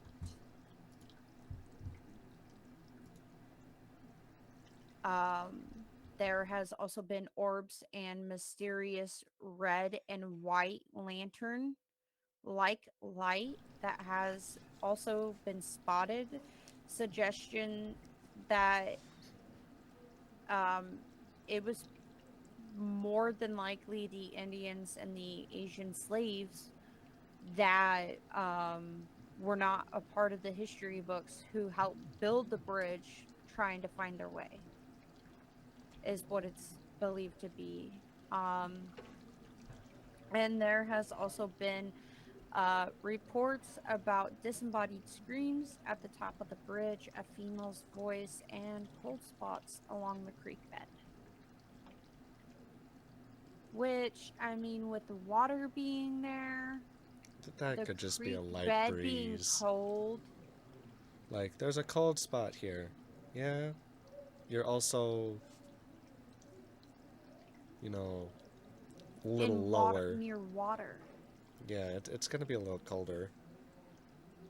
Like, So that part, eh. and But, the easiest way to describe the screams is bobcats. well, see, it's at the top of the bridge though. And I was looking at pictures, and there's no trees hanging up over the bridge. It's almost like the trees stopped growing on the path for the creek, on the creek, along the creek bed, right where the bridge starts and ends. So there's like no way for it to create at the top. Right. Yeah, I Um mean, I got pictures here. It doesn't really look like there's many trees, branches going over it, I guess. yeah, and they're saying it's at the top, and there's been multiple investig- investigations there that have caught it on recording. It is actually low key kind of sketch, bro. I Like, mean, not gonna lie, the investigator in me is like, I want to go, I want to go. I want to go, I want to catch it, I want to get this scream on camera, and then I'm going I to go want to cry myself to sleep. experience it. Just go running home. No, no, I'm kidding. No, and then the female's voice, that's unexplainable too, because most of nature itself is a lot lower pitched than females, if that makes sense. They're talking like there's a high pitch, and I was listening to some of the recordings for that too, and there's no way to disprove it Hmm. because it's like ever so faint, almost like there's a couple where it's humming. Oh, that's weird. Spooky. Yeah, and then there's one where she's saying hello. but it sounds more like hello. I'm sorry, but there's nothing in nature that sounds like that. And we can't say that it's EVP because there's no electricity. Right? So, What's going on at this bridge here? I kind of want to go, bro. Maybe that's what we do. Crowd fund so we can send Randa to go see this bridge. Just start funding me to where are you reporting at today? Hi, yes, I'm in an asylum, and this time I am not admitted. Nope. In fact, this is one of those ones that's been out of commission for the past 50 years, and a lot of people died here. And we are currently walking through it. And And I feel at any moment the grunge lady's gonna come at me. oh, hey, they're stabbing Mike. I gotta go. Seriously though, I have been really throwing up the idea to start doing EVPs and stuff like that at cemeteries because we have so many in this area, and as we all know, Illinois is very rich with historical um moments in time. And uh, for those that are skeptical and stuff, I completely get that. Mm-hmm. But I fully believe that if there's an event that is powerful enough, it leaves a energy section, and then you either have intelligent or non-intelligent. Non-intelligent means that you cannot interact with it. It just repeats it on its own loop at a certain day, a certain time, etc., etc., and it'll just do the same thing over and over and over and over and over, and it will not respond to you. Right. Then you have intelligent, which the energy will respond to you. Now, I am one of those ones where I will not just look boldly in your face and go, "Oh yeah, that's haunted," because I heard the wind. No, I thoroughly try to disprove everything I can before stating that it is in fact haunted. And where all of this stems from for me, I started my obsession of creepy stuff. I used to be a normal kid, I didn't really care for creepy stuff, this and that. But then we moved into this house in Springfield, Illinois, and we all know Springfield, Illinois has a lot of rich history. And also, where we lived was in the ghetto.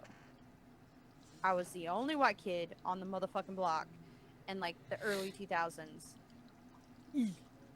Um, anyways, and we moved into this house. First off, the motherfucking house looked like Amityville. Like straight up the barn front with the two windows, and then the top window, and then the porch, and then the windows on the bottom. Like straight up looked like Amityville. No lie. Okay. Anyways, so we moved into this house. Dad had gotten this really good job working at this hotel that a lot of senates and representatives go to for lunch break and dinners and stuff when they're stuck at the office for late night. So it was a really good job. And when we first moved in, things would kind of move around. It wasn't like, every typical scary movie, a cup falls or this falls or that falls, and you just kind of dismiss it because, maybe it wasn't sitting there right or something, Right. Your imagination's just going wild. Well, there were several times my mom would be sitting at the computer downstairs, and all of us kids would be in bed, and my mom would hear somebody walking down the steps. And there was one night, I remember this distinctly, where I woke up for school, and mom asked me and my sister, she's like, "Were you guys downstairs crying last night?" Oh, fuck. No, we were sleeping. And mom's like, "Well, I saw one of you two come downstairs and go towards the kitchen, and I heard you crying. And I asked if you were okay, but I was in the middle of my game because at the time WoW was the big thing, so mom was playing WoW. Um, she's like, I heard you guys crying. Are you sure you guys didn't come down? We were both like, no, mom, we were sleeping. We have school. And she's like, okay, you know. And well, things started to escalate in this house.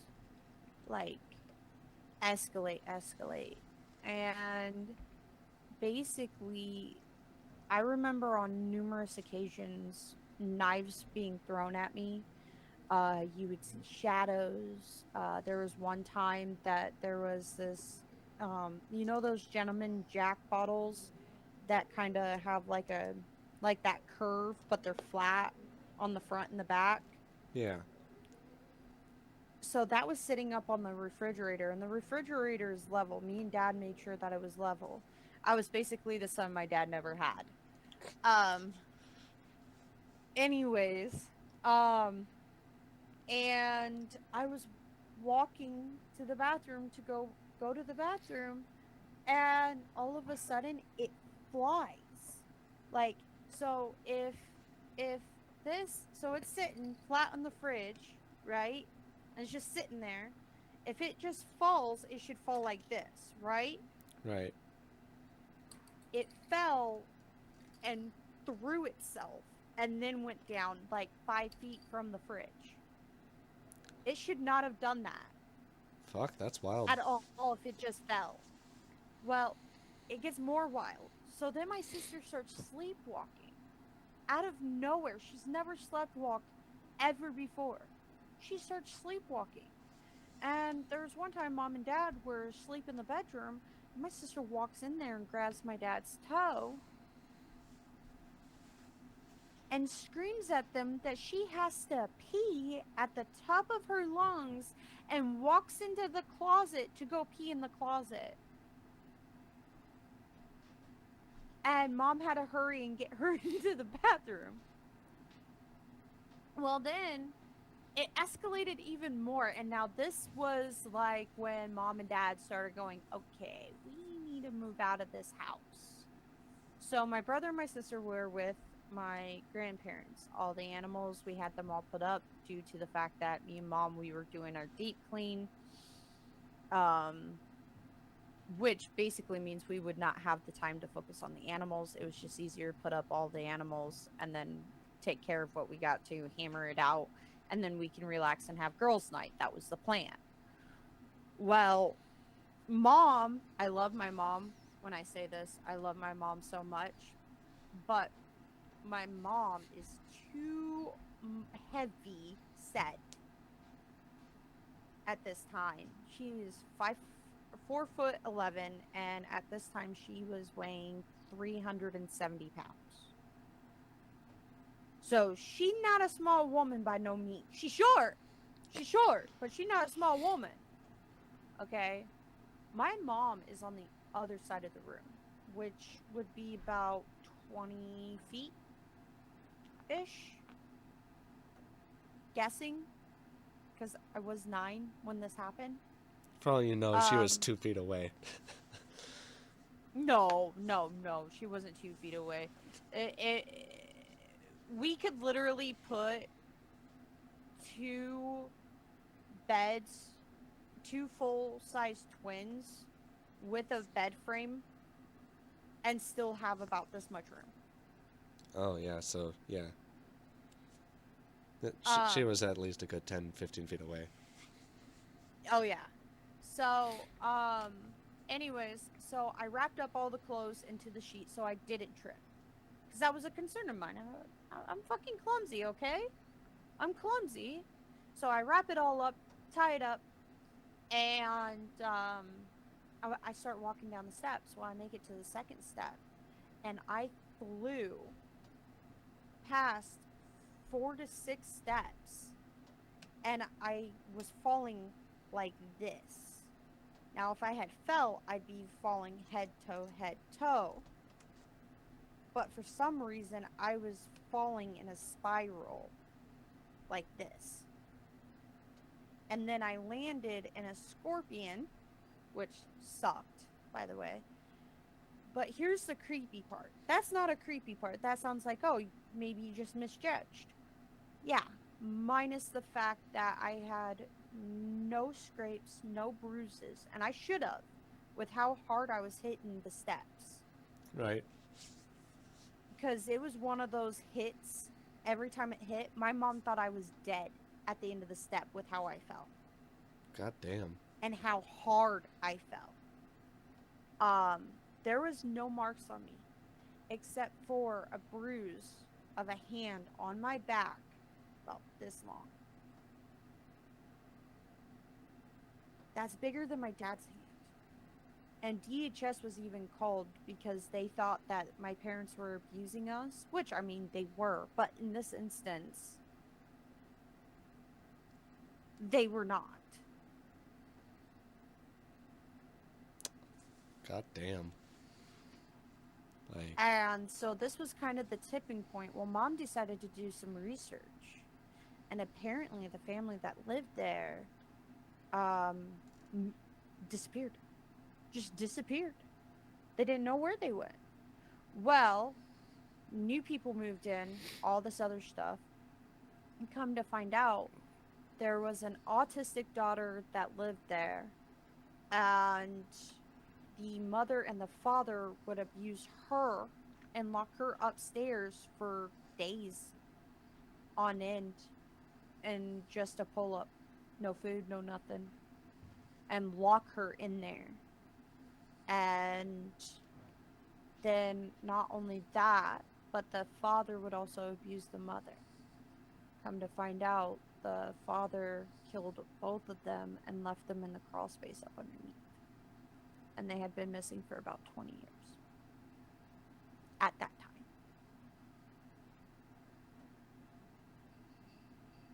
So they didn't know about that part yet, or we didn't know any of it until after we moved. So y'all were living with dead bodies in your house, is what you're saying?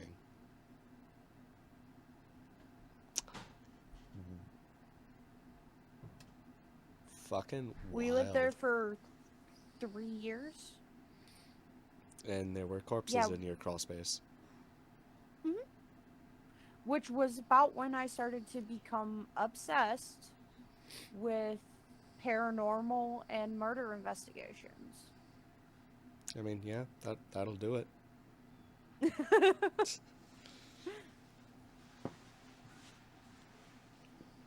mean, that's about whenever I started to become obsessed with it, because, you know, here I am, here's a traumatic incident that I went through as a child, and to come find out there's dead bodies under our house, and more than likely it was spirits trying to tell us, like, get our story out. mm-hmm. Find us. This is what happened to us. Because now that you know that, now it makes sense of why I got thrown down the steps. Now it makes sense of why things were being thrown at us. And there was a little girl crying and all this other stuff. Right. So that's honestly what I feel like. I feel like they were trying to get a message out. Either that or the mother was continuing her shenanigans. The cycle. Yeah. But she kept doing the abusive stuff. Regardless, that makes sense with, which is why I said it was in the ghetto. But it makes sense with that part, and it also makes sense with that. is because, here you are in a house that was built in the 1800s that's been modified over the years to fit moderate technology. And then you have this horrific murder happen here. Yep. And the fact that this area is known in the ghetto, it's not uncommon. Like, yeah, there's a lot of good things in the ghetto. Absolutely. Like, they got some good food. Like, if you ever get a chance, get some fucking fried chicken or some steaks from them guys.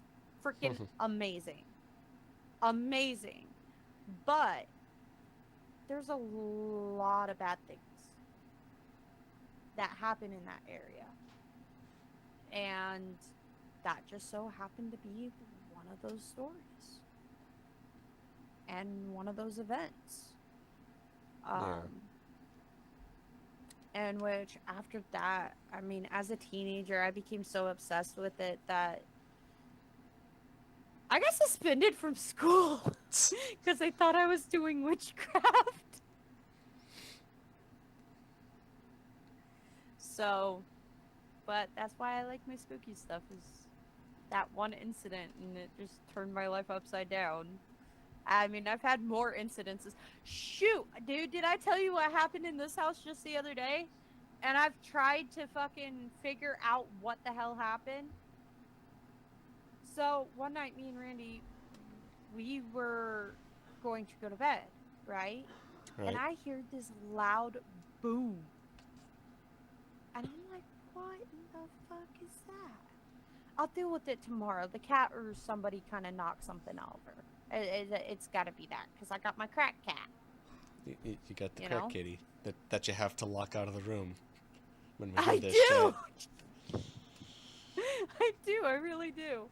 Um, but and I went into the kitchen in the morning like I always do. Like, my first stop in the morning is go into the kitchen, start my cup of coffee, go into the bathroom. Well, I walk in there and my wine bottle frame fell off the wall. And it fell so hard, it bent two of my prongs on my stove because I have a gas burner. Mm-hmm. And it bent in two of the prongs inward. And I've hit the wall, I've shook in the floor, I've done all of it, and I can't get it to fall off the hook again. And I never mess with the nail, I just set it right back up there. Weird. So, like I said, I've had other incidences that I can't explain. But, like I said, I try to go through everything and be like, okay, is it electrical? Is it this? Is it that? Could have been this. Let's recreate what's going on before I say it is haunted or not haunted. Because the thing of it is in order to prove something, you have to disprove it as much as humanly possible. Or attempt to, yeah. Yeah. You can't just be like, oh, there's a dust ball. That's an orb. Right. Nah, boo boo. That's a dust ball. That's a dust particle. It just happens to be a little shiny because all you white people got a little reflective.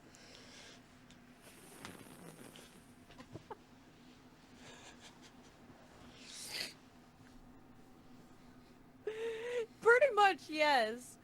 But I like to completely disprove it, because then when people come back at me and be like, "Well, that's not real." Oh yeah? That's not real. Okay. Let's go through this, shall we?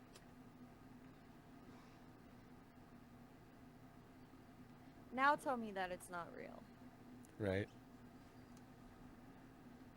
I think we talked about how my entire family thinks my parents' house is haunted, right? Mm-mm. Yeah, well, Uh, it mostly started with because we'd started to notice things just kind of disappear. Like, you'd look for it in all the places it should be, and it wouldn't be there, and then you look at in those places like 2 years later, and it's there again, type of deal. Hmm. And then there was one story my mom told about how it was just her in the house alone. Not even the dog was around. It was just her. And she's doing whatever in the kitchen, and she just kind of glances over, and she could have swore that she saw like a kid bolt through out of the kitchen in the living room, and she's like, "What the fuck?" Looks, no one there, nothing. And then for me, it was the steps or the sounds of footsteps. Because there are a few times where I'd be the only one awake at night, and I could have sworn I'd hear pacing outside of my room. Granted, it did start after my mother started sleeping in the living room, but why would she just get up and pace in between me and my brother's rooms? At the time, I'm 21 years old, my brothers are 18. What's the point in doing that, right? What? Like, your your mom is a character for sure, but that doesn't even sound like something she would do. No, she's historically not a sleepwalker.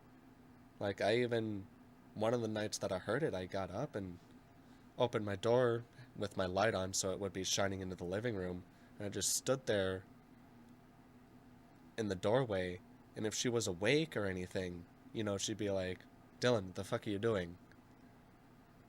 She didn't respond, so she was out. She was out cold, asleep. And can't even say it was the dog. Dog wasn't allowed in the living room at night at that point in time because she was old and she had very little control over her body at that point in time. So that dog would often wake up in its own shit at that point in time. She didn't last too much longer after Well, that. yeah, that's usually the first sign that they're going.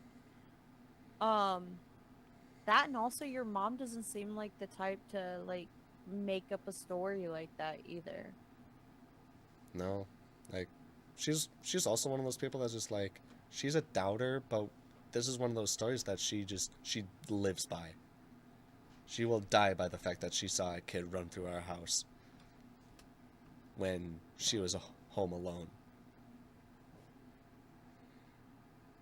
Might want to dig into the history of your house. I might wanna. One of these But days I will. also realize that one of these days, like also realize that nowadays if it dates back far enough, there is a lot of stuff that is not recorded. Right.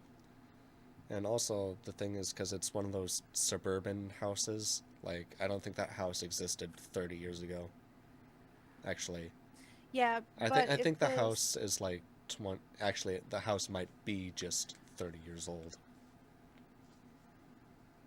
yeah, but also if the kid was just running straight through the house, it could be an echo from the land previously. It'd be an Mm-hmm. unintelligent haunting. Right.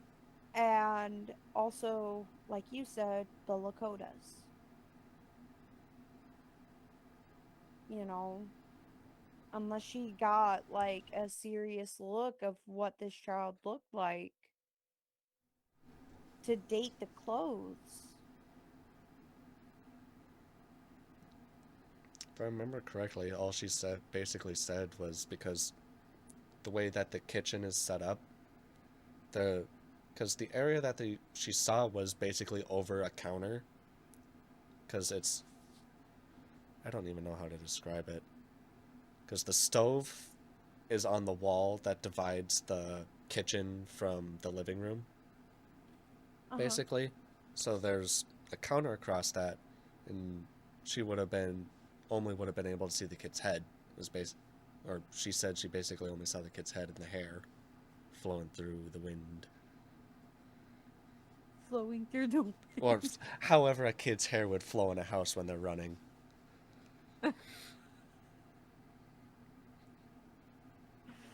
Well, like I said, it could be an echo of the past Right, due to the ground's history that has already been found in that area of yours.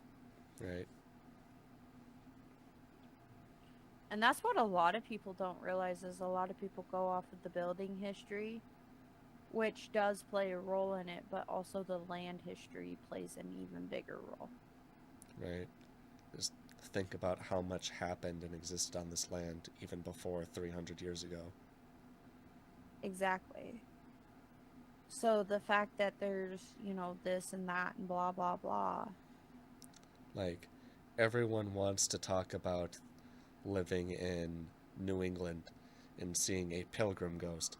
No one talks about seeing the half-naked Native Americans.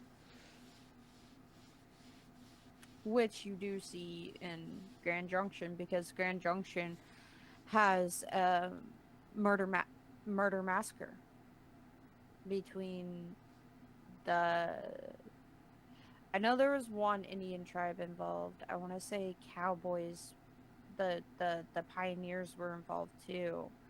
But basically in the valley there was a major hundreds of people died.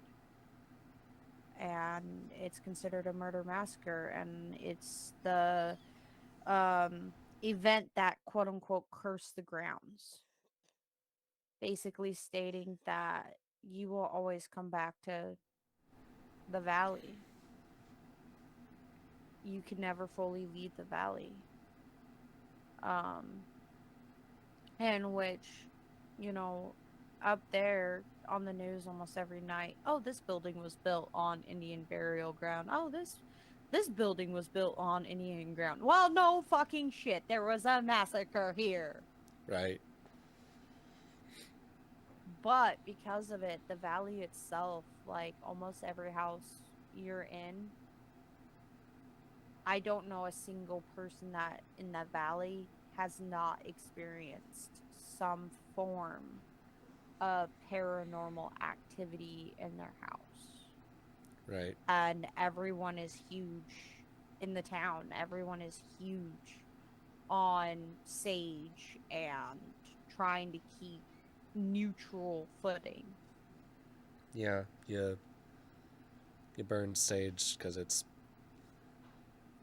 you cleanse the It place. purifies. Yep, Yeah. It which purifies and also weakens other things around you.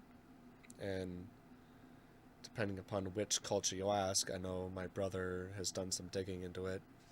It will remove spirits, like if it'll remove like any and all basically, which is why on his dad's lake house he never smudged because he knew that his grandfather's he saw his grandfather's spirit and his great grandfather's spirit animals there. So he's like, I know they're here. I don't want them to leave my dad forsaken, so I'm not gonna smudge here. And see, my personal beliefs is it only gets rid of the bad. It doesn't remove, like, as long as you don't have any harmful intentions, Hmm. is my beliefs off of my own studies. But everybody has their own thing that they do that cleanses their area. There's some people I know that puts brick dust down. Like down south, that is very common. And if you see brick dust, step over it, don't step through it.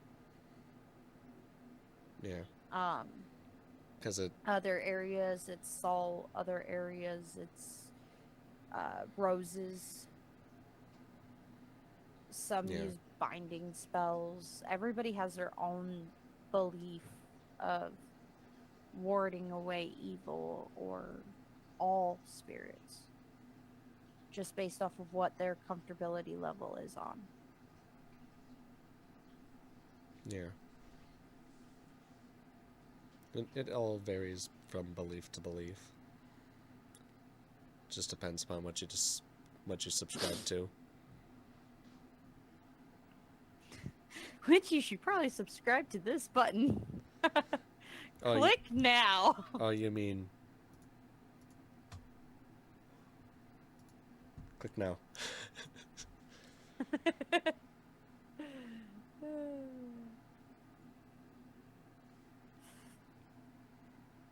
But no, We talked a good ah, 40 minutes of spooky stuff. do what? We talked a good 40 minutes about spooky stuff. I know, that's why I was like, I should probably end this. I mean, if we want to continue, we can. I don't know if we have a slot allotted time yet. Oh, we still got technically 30 minutes. Yeah, because it was... My initial thought was like an hour to 2 hours, but now it's just like, well, if we're going to end up doing that every once in a while, it's going to be like maybe an hour and a half to 2.5 hours should be that time frame. What the fuck, Reno? Hi, Reno.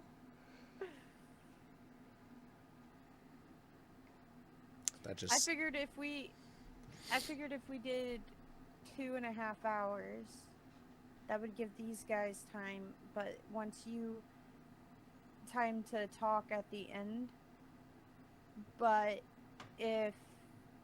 and not only that, but when we go to clip everything out for actually posting, I figured that would actually cut down our dead air and our dead time. That would be down to about...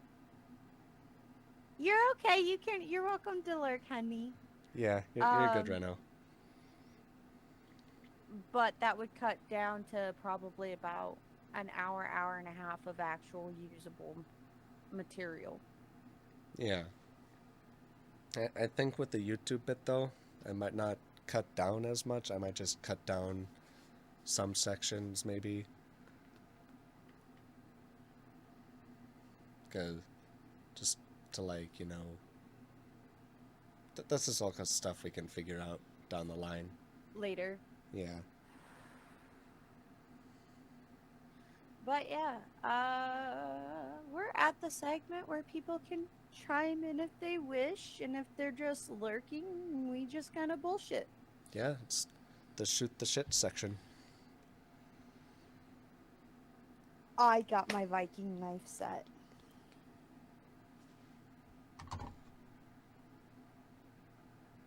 There's no meat in I'm it. gonna tell you right now that my butcher knife makes me feel so powerful.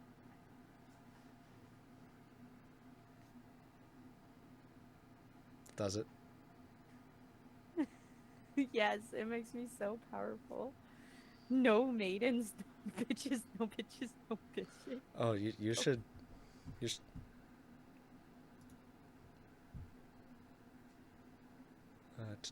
Oh, I can't.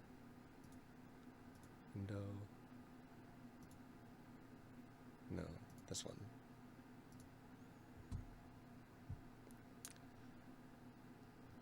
You see what... It's supposed to look like that.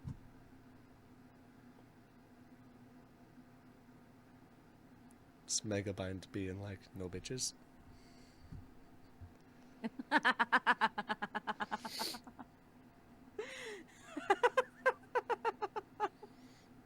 That is awesome.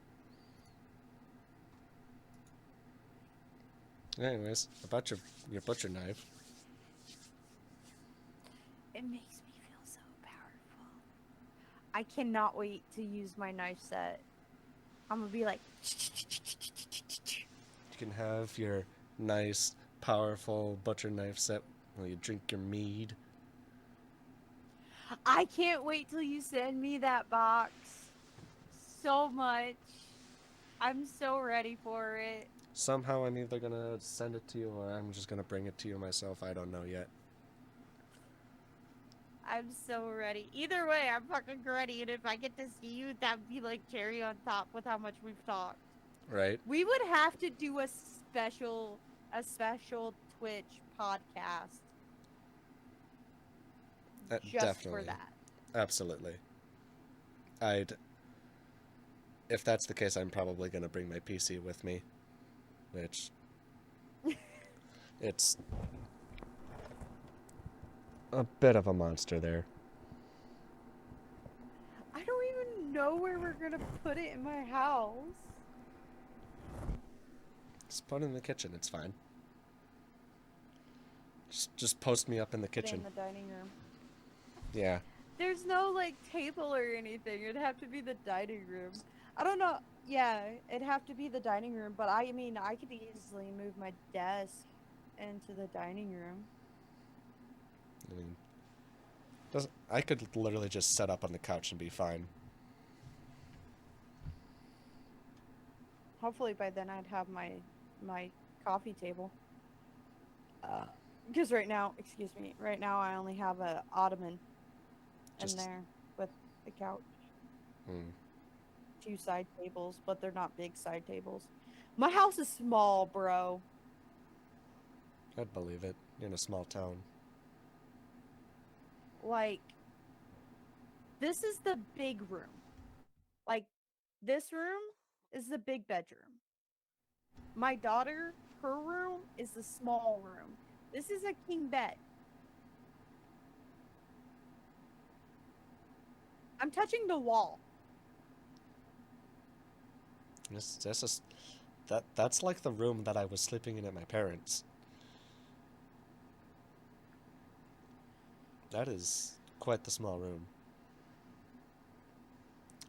And it's like the entire house is like that.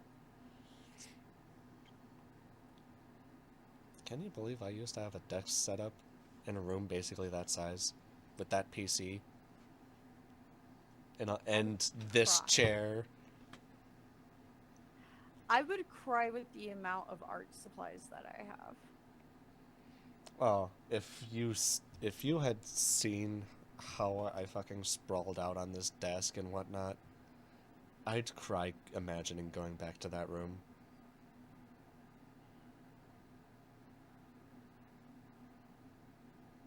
I think you would cry just moving in with your mom. It wouldn't even have to be the bedroom, dude. Just a little bit. Well, guess I'm not sharing the I guess I'm not sharing the fact that I'm doing this podcast on Facebook anymore.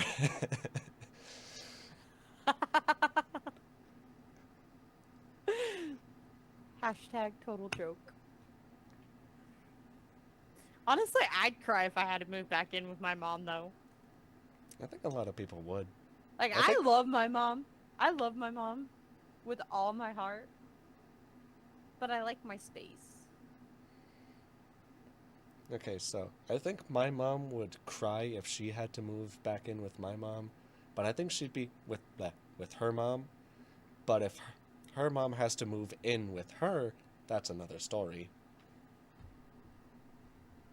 Oh, yeah, if my mom moved in with me, that'd be another story. Like, it's the fact that Because if you're my living mom in their actually. house. Well, not just that, but also if my mom moved in with me, it'd be because my dad died. And, like, at that point, I'd need my mom. My mom is my security blanket.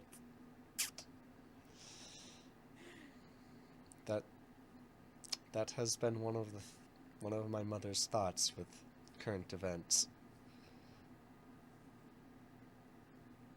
Is mom moving in? Is her mom moving in with her, but I don't think that's gonna happen. I think grandma's fine living in the middle of the woods by herself with the dogs and the cat. That She'd would be like me. you. I would be that grandma. I was just I gonna would be be like that fucking grandma. my grandma's just gonna be like you during the week.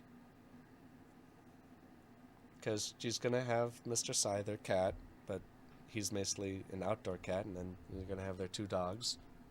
One is more behaved than the other. The other likes to misbehave because the other one starts to misbehave, though. So what you're saying is your grandma's me in like 40 years.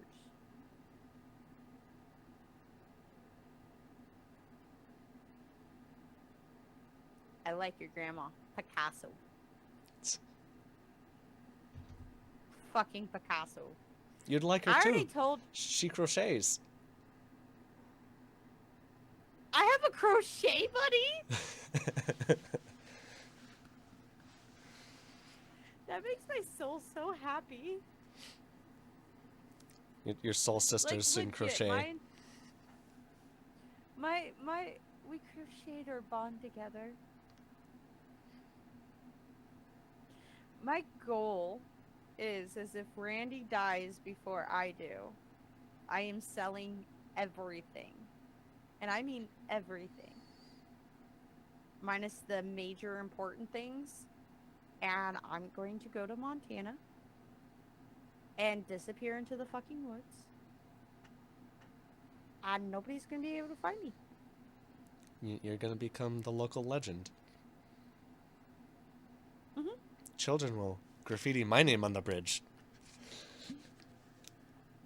Fuck yeah! I'll be the haunted house of the town. Buy me like one of those mansion cabins. Kids will tell stories about that lady that doesn't have the newest iPhone. I hear she doesn't even have a PC. I have a PC. It's just from 2020. I have a PC, a piece of shit.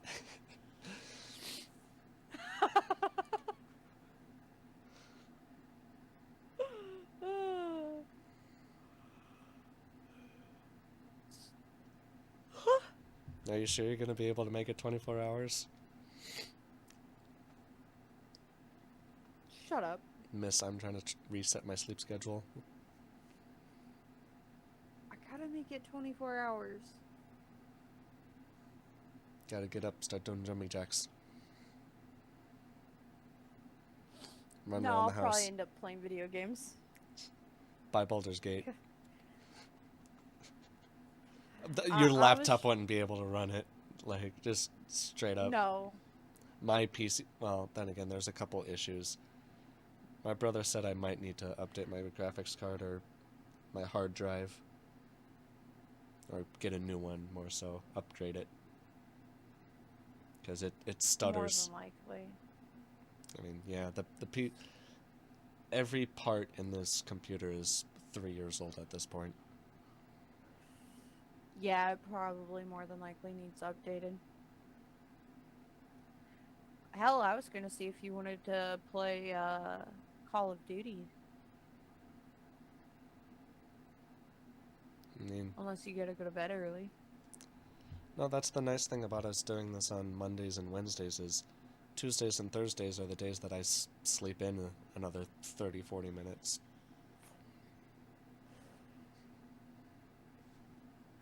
Try to. Plus, let's be honest, dude, you wouldn't even be asleep right now. It's only, 2 o'clock, that's usually... I made the goal of turning off Baldur's Gate at 2 o'clock last night, and I kept playing until almost 3. Bro. The main problem was the last thing that I did was super engaging because I was talking to this tiefling that was writing a song, and I was just like, I want this tiefling to write the song. She's so endearing. I just want her to get the song right. And then like a 3-minute long cutscene, and I'm just like,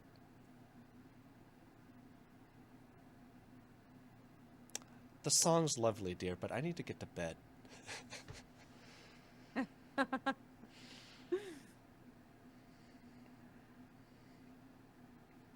Yeah, I don't think I would make it.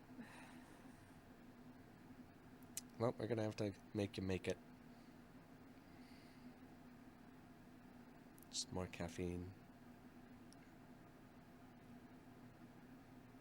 I'm so mad I ran out of coffee. I have no more Starbucks. No more Starbucks. No, I gotta make a shopping list. Imagine making a list. I just go by memory and forget half the things I went in to buy. And buy like 5 things I didn't See, intend to. I live so far away from like any civilization that I cannot do that. They don't even got a Dollar General where you're at? We have a pub and a post office. That's all we have. No, of course. You gotta have your bars.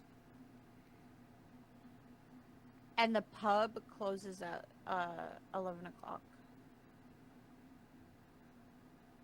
On weeknights? On weeknights and weekends. Too used to city living. I'm used to being able to just, on like a Friday or a Saturday night, be at a bar until 5 a.m. into 4 a.m. or some shit like that. Well, I drive 4 miles that way into Indiana. I can go and stay at the bar until 3. Our time, which is 4 their time.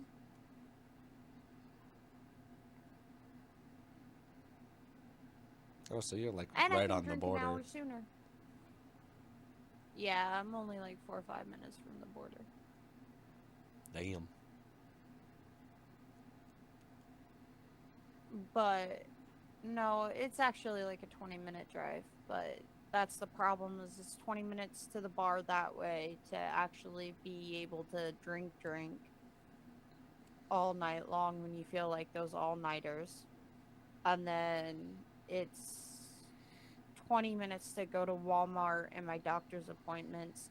And then it's 40 minutes to go to any specialty stores like Barnes and Nobles, Best Buy, stuff like that. I gotta drive 40 minutes north.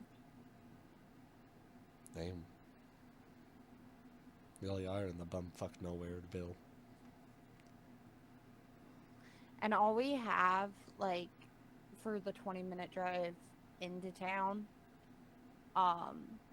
that's considered the closest, all we have is, like, we have, like, 4 or 5 restaurants, a little, like, downtown strip,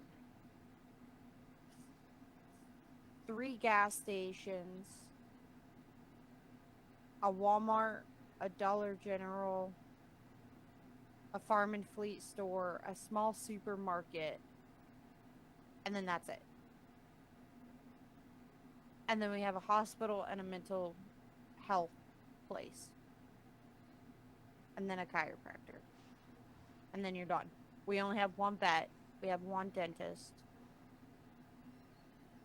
Anything else, we have to go up north. So when I go shopping, I have to sit down and make a whole list, because in order to do all of my errands, I'll end up using almost a whole tank of fuel by the time I get done. Yeah, got to get it all done in one go, otherwise you're not making it all the way back again. Bro, when I first moved out here, I was so not used to having, like, gallons of fuel like a car does. You're just like, I can make it 100 miles without needing to refuel at all. Straight up. And there was 2 times when I pulled up, it said I pumped as much as my tank held. I was running on fumes twice. And it scared the shit out of me, all because I didn't look at my fuel gauge. I had to get used to the new truck. Oh, I'm used to it now. Because that last time, it scared the shit out of me, because it started going, whoa, whoa, whoa, whoa, when I pulled up. Oof.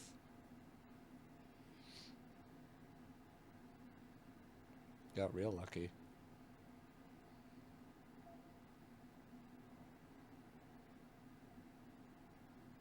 Yeah.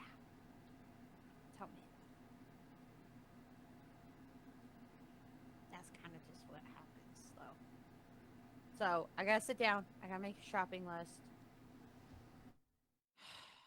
I don't want to.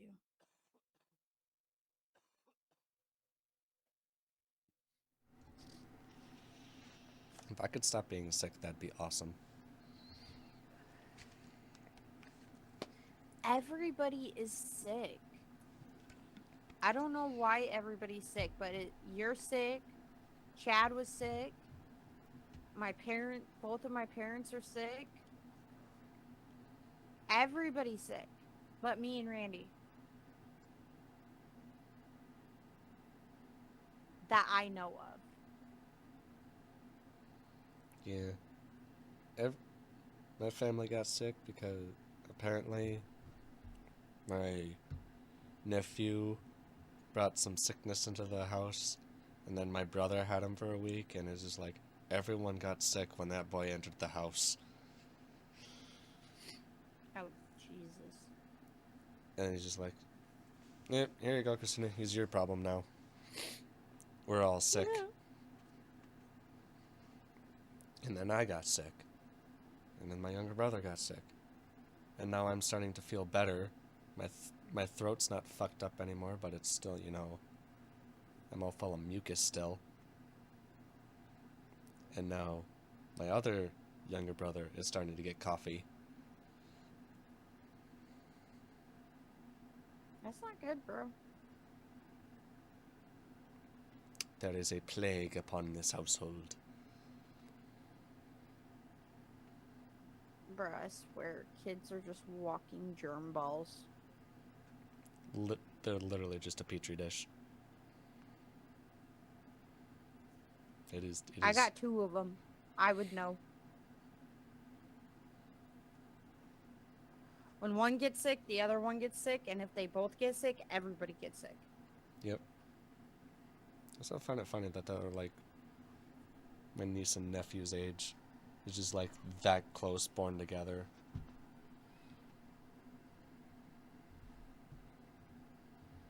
I'm glad my kids were spaced. How old's your son again? 3. My daughter's 6. Yep. And then my niece and nephew's ages. Aww. Yeah, but I'm glad I'm not one of those parents where they're like a year apart. Yeah. That's too soon.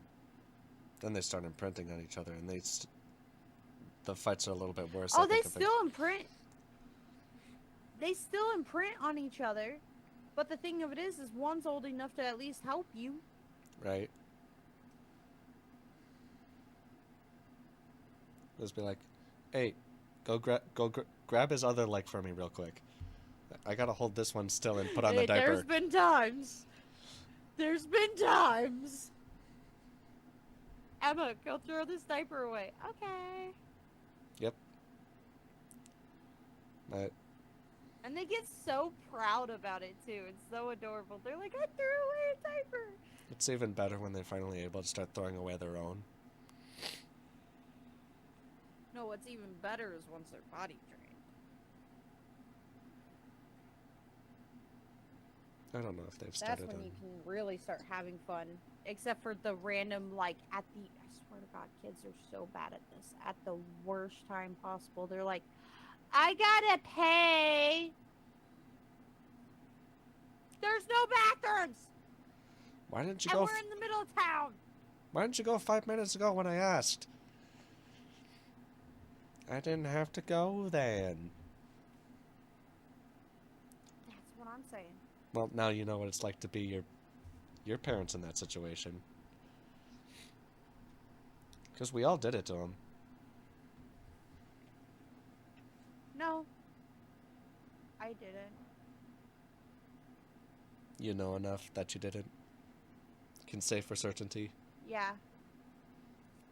Yeah, because with my biological mom and my stepdad, basically it was one of those, you hold it because we said so.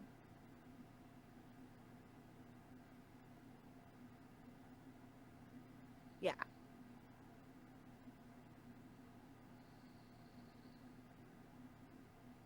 That's a whole nother level right there, Jesus.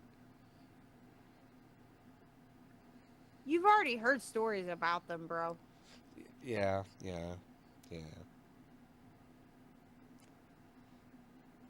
So no, I wasn't that kid. But God, my kids though, bro. Suppose They it make is. me wish I was that kid.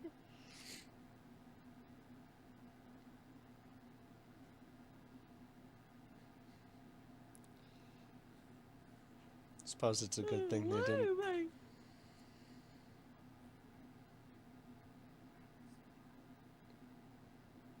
You need oxygen in your brain. Your brain is trying to stay awake. Is this the night that my body finally goes, okay, we'll go to bed like normal people? Probably, because you're so exhausted. I hope so. And I hope I wake up at a decent time. Because that's the goal, is waking up at like 8 o'clock in the morning, not 2 o'clock in the afternoon. Now would be a bad time to go to sleep then. Working on only 6 hours of sleep. 5 hours of sleep. That's normal. That's normal. That's normal.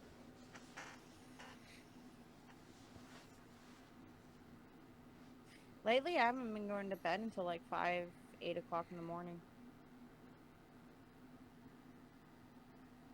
Damn. That's wild. Brain's So trying when to I get... told you I had plenty of time, do what? I was going to say, brain's trying to get you back on your trucking shift.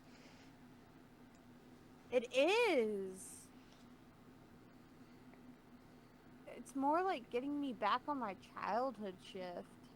Because freaking Jeremy was always, he was night shift the entire time growing up. And so us kids, you know, once we were out of school, because they took us out of school, us kids, we were up from whenever we woke up till 5, 6, 7 o'clock in the morning. And then there was times where, like, I remember I wouldn't go to sleep for like 2 or 3 days because we had so much shit that needed to be done. That's crazy. I can't even So imagine now living it's through that. like, do what? I can't even imagine living through that. Did it for 18 years. Hey, it helped me with my trucking career. That's suppose it has its uses. But now it's hindering me because I'm like, I have so many doctor's appointments and my body doesn't want to wake up. It's the migraines ain't bad. Hey, I haven't had a migraine spell since I went and seen the chiropractor. Oh, so you did... Okay, because I did... When I was visiting with my grandparents the other day, my brother and his wife were there, and I was like...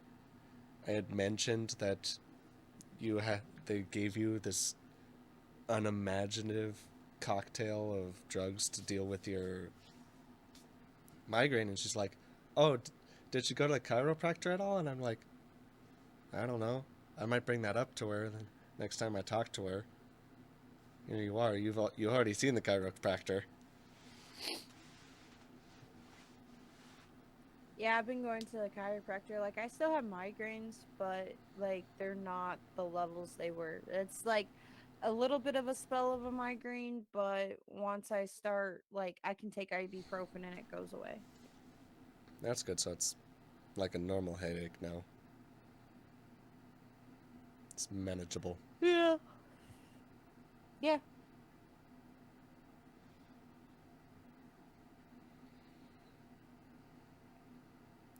Well, I think on that note, we're gonna call it on the stream end. This was a good time. We killed a lot of time a little bit faster than I thought we were gonna. Was not fully that went by prepared. really fast. Yeah. Especially once we started talking about this spooky stuff, 40 minutes just went gone. I looked and it's like, oh. Yeah, I think we're gonna review this and then see where we need to work on. Yeah. Yeah, I'm just gonna say adios and click end, and we can review this later. Yay!